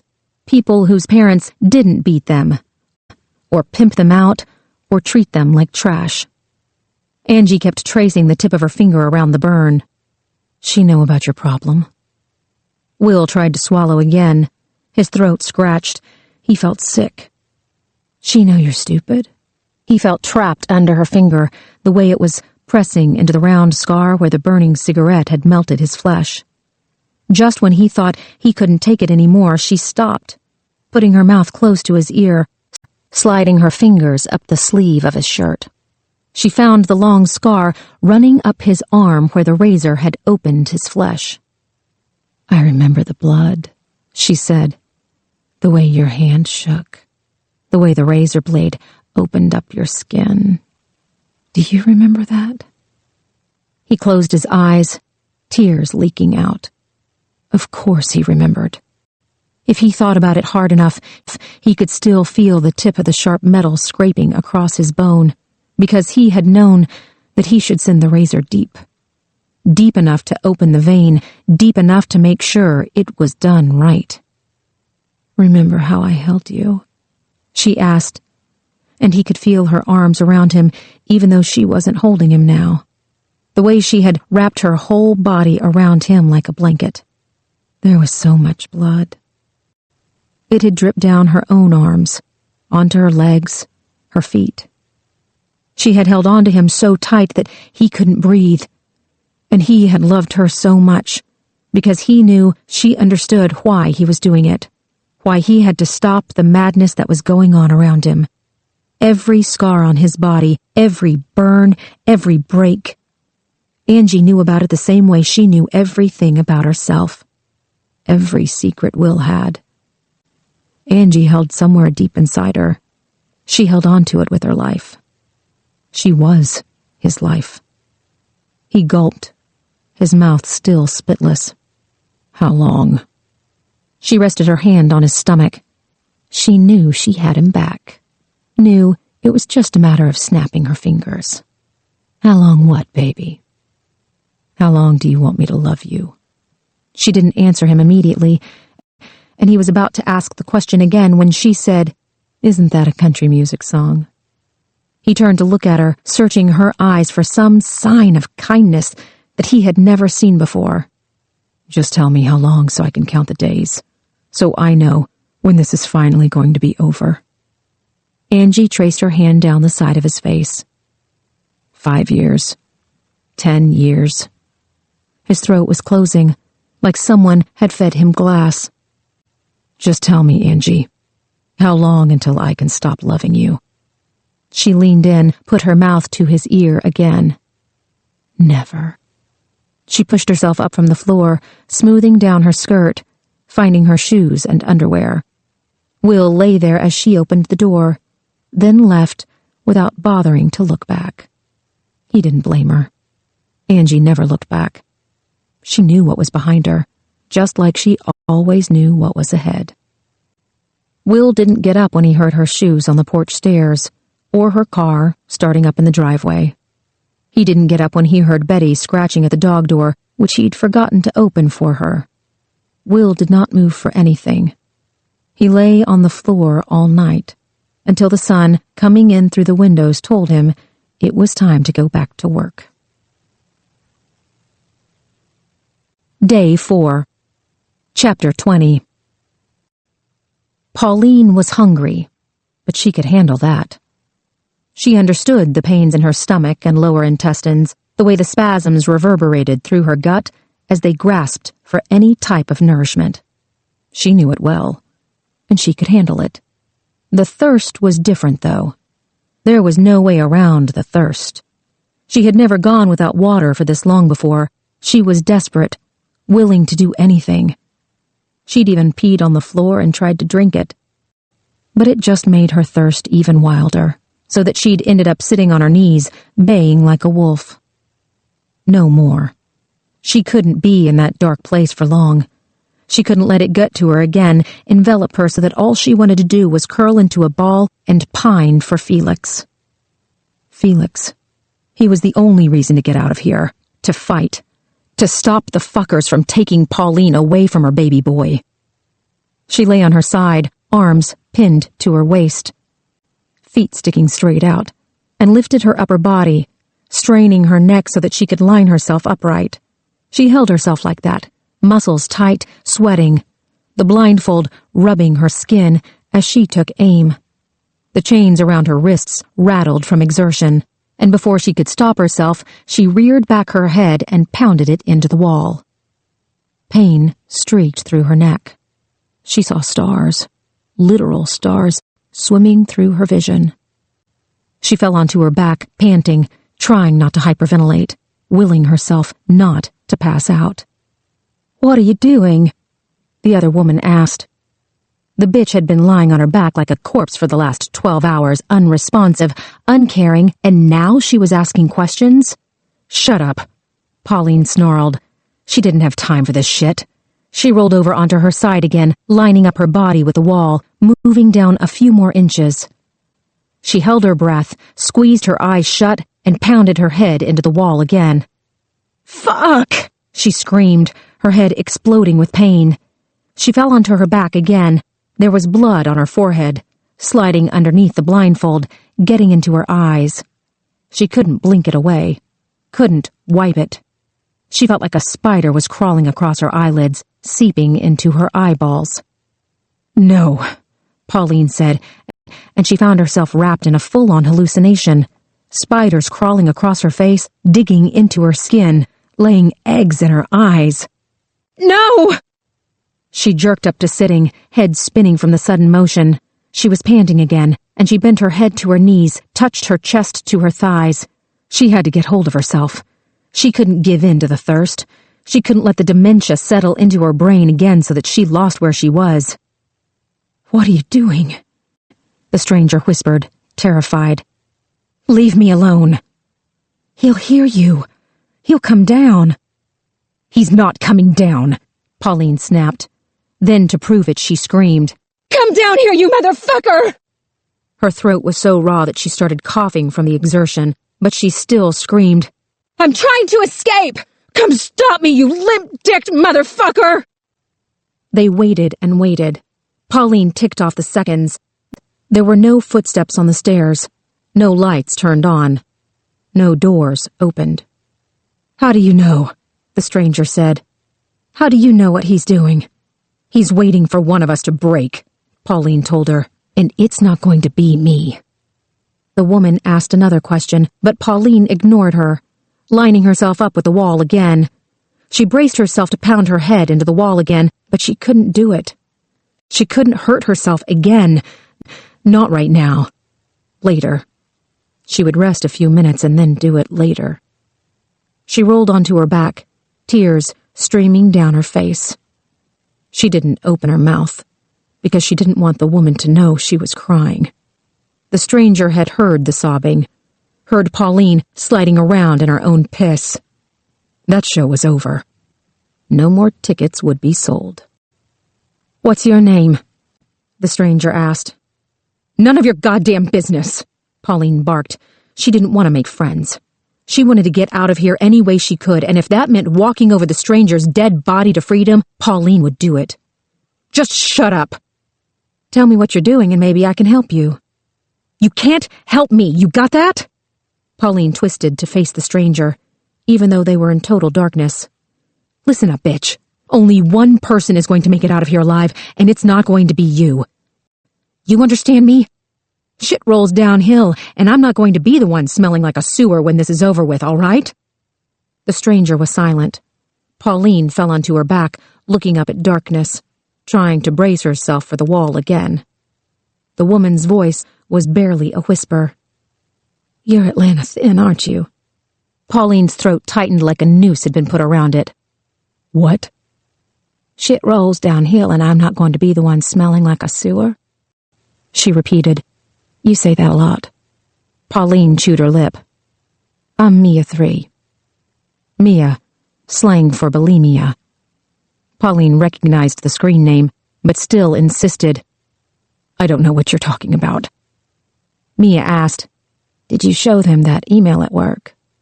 Pauline opened her mouth, just tried to breathe a while. She tried to think of the other things she had told the pro-AnA internet group, the desperate thoughts that raced through her mind and somehow ended up being typed onto the keyboard. It was almost like purging, but instead of emptying your stomach, you were emptying your brain. Telling somebody those awful thoughts you had, knowing they had them too, somehow made it easier to get up every morning. And now the stranger wasn't a stranger anymore. Mia repeated, "Did you show them the email?" Pauline swallowed, even though there was only dust in her throat. She couldn't believe she was tied up like a fucking hog, and this woman wanted to talk about work. Work didn't matter anymore. Nothing mattered anymore. The email was from another life, a life where Pauline had a job she wanted to keep, a mortgage, a car payment. They were waiting down here to be raped, tortured, murdered, and this woman was worried about a fucking email? Mia said, "I didn't get to call Michael. My brother. Maybe he's looking for me."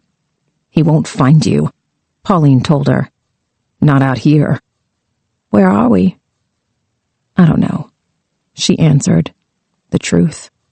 "I woke up in the trunk of a car. I was chained. I'm not sure how long I was in there. The trunk opened. I started to scream. Then he tased me again." She closed her eyes. "Then I woke up here." "I was in my backyard," Mia told her. "I heard something. I thought, maybe a cat." She let her words trail off. "I was in a trunk when I came to. I'm not sure how long he kept me in there. It felt like days. I tried to count away the hours, but..." She went into a long silence that Pauline didn't know how to interpret. Finally, she said, "Do you think that's how he found us? On the chat board?" "Probably," she lied. Pauline knew how he had found them, and it wasn't that damn chat room. It was Pauline who had led them here. Pauline's big mouth that had gotten them into trouble. She wasn't going to tell Mia what she knew. There would be more questions, and with the questions would come accusations that Pauline knew she wouldn't be able to handle. Not now. Not when her brain felt like it was stuffed with cotton, and the blood dripping down her eyes felt like the tiny, hairy legs of a million spiders. Pauline gasped for breath, trying to keep herself from freaking out again. She thought about Felix and the way he smelled when she bathed him with the new soap she picked up at Colony Square during her lunch break. Mia asked, "It's still in the safe, right? They'll find the email in the safe, and they'll know you told the upholsterer to measure the elevator." "Bitch, what does it matter? Do you not understand where we are? What's going to happen to us? So what if they find the email? Some fucking consolation. Well, she's dead, but she was right all along." "More than you got in life." They shared a moment of commiseration. Pauline tried to remember what little she knew about Mia. The woman didn't post much on the board, but when she did, she was pretty on point. Like Pauline and a few other posters, Mia didn't like whiners, and she didn't take much bullshit. "They can't starve us," Mia said. "I can go 19 days before I start to shut down." Pauline was impressed. "I can go about the same," she lied. Her max had been 12, and then they'd put her in the hospital and plumped her up like a Thanksgiving turkey. Mia said, "Water is the issue." "Yeah," Pauline agreed. "How long can you—" "I've never tried to go without water," Mia interrupted, finishing the sentence. "It doesn't have any calories." 4 days, Pauline told her. "I read somewhere that you can only last about 4 days." "We can last longer." It wasn't wishful thinking. If Mia could last 19 days without eating, she sure as hell could last longer than Pauline without water. That was the problem. She could outlast Pauline. No one had outlasted Pauline before. Mia asked the obvious question, "Why hasn't he fucked us?" Pauline pressed her head to the cool concrete floor, tried to keep the panic from building up inside of her. The fucking wasn't the problem. It was the other stuff. The games, the taunting, the tricks, the trash bags. "He wants us weak," Mia guessed. "He wants to make sure we can't fight back." Mia's chains rattled as she moved. Her voice sounded closer, and Pauline guessed she'd turned onto her side. "What were you doing? Before, I mean, why were you hitting the wall with your head?" "If I can punch through the sheetrock, maybe I can get out. It's standard building code that the 2x4s have to be 16 inches apart." Mia's tone filled with awe. "You have a 16-inch waist?" "No, you dumbass. I can turn sideways and slide out." Mia laughed at her own stupidity, but then she pointed out something that made Pauline feel equally as idiotic. "Why aren't you using your feet?" They were both quiet, but Pauline felt something welling up inside her. Her stomach twinged, and she heard laughter in her ears. Honest to God, all-out laughter, as she thought about how fucking stupid she was. "Oh, God," Mia sighed. She was laughing, too. "You are such an idiot." Pauline twisted her body around, trying to spin on her shoulder. She lined up her feet, bracing them together so that the chains wouldn't throw her off, and kicked. The sheetrock caved on the first try. "Dumbass," she muttered, this time at herself. She slid back around to face the opening, using her teeth to bite off the broken chunks of sheetrock. There was poison in the dust, but she didn't care. She would rather die with her head poking 6 inches out of this room than be trapped here while she waited for that fucker to come for her. "Did you get it?" Mia asked. "Did you break?" "Shut up," Pauline told her, biting into foam padding. He had soundproofed the walls. That was to be expected. No big deal. She just grabbed it with her teeth, taking chunk after chunk out, aching for the feel of fresh air on her face. "Fuck!" Pauline screamed. She inched around so that her waist was lined up with a hole.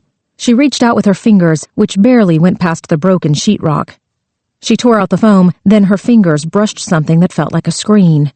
She arched her back, reaching her hands out as far as they would go. Her fingers traced along crisscrossed wire. "God damn it!" "What is it?" "Chicken wire." He had lined the walls with chicken wire so they couldn't break out. Pauline angled herself around again and jammed her feet against the wire. The soles of her shoes met solid resistance. Instead of the screen giving, the counterforce moved her several inches across the floor. She inched back to try again, rolling over onto her stomach and placing her sweaty palms to the cement. Pauline reared her feet back and kicked with all her strength. Again, she met solid resistance, her body sliding away from the wall. "Oh, Jesus," she gasped, falling onto her back. The tears came, the tiny spider legs encroaching on her vision. "What am I going to do? Can your hands reach?" "No," Pauline cried. Hope drained out of her with every breath. Her hands were too tight to the belt. The chicken wire was attached to the back of the 2x4. There was no way she could reach it. Pauline's body shook with sobs. She had not seen him in years, but she still knew how his mind worked. The basement was his staging ground, a carefully prepared prison where he would starve them into submission. But this was not the worst of it. There would be a cave somewhere. A dark place in the earth that he had lovingly dug out by hand. The basement would break them. The cave would destroy them. The bastard had thought of everything. Again. Mia had managed to inch her way over. Her voice was close, almost on top of Pauline. "Shut up," Mia ordered, pushing Pauline out of the way. "We'll use our mouths." "What?" "It's thin metal, right?" "Chicken wire?" "Yeah, but—" "You bend it back and forth and it breaks." Pauline shook her head. This was crazy. "All we need is for one piece to give," Mia said, as if the logic was clear. "Just grab it in your mouth and pull back and forth, back and forth. It'll break eventually. Then we can kick it. Or we can just break every single piece off with our mouths." "We can't. Don't tell me can't, you fucking bitch." Mia's foot was chained, but she managed to kick Pauline in the shin. "Ouch! Jesus!" "Start counting," Mia ordered, inching toward the hole in the wall. "When you get to 200, it'll be your turn." Pauline wasn't going to do it because she would be damned if she let this bitch tell her what to do. She heard something then. Teeth on metal. Grinding. Twisting. 200 seconds. Their skin would rip open. Their gums would be in shreds. There was no telling if it would even work. Pauline rolled over, sat up on her knees. She started counting.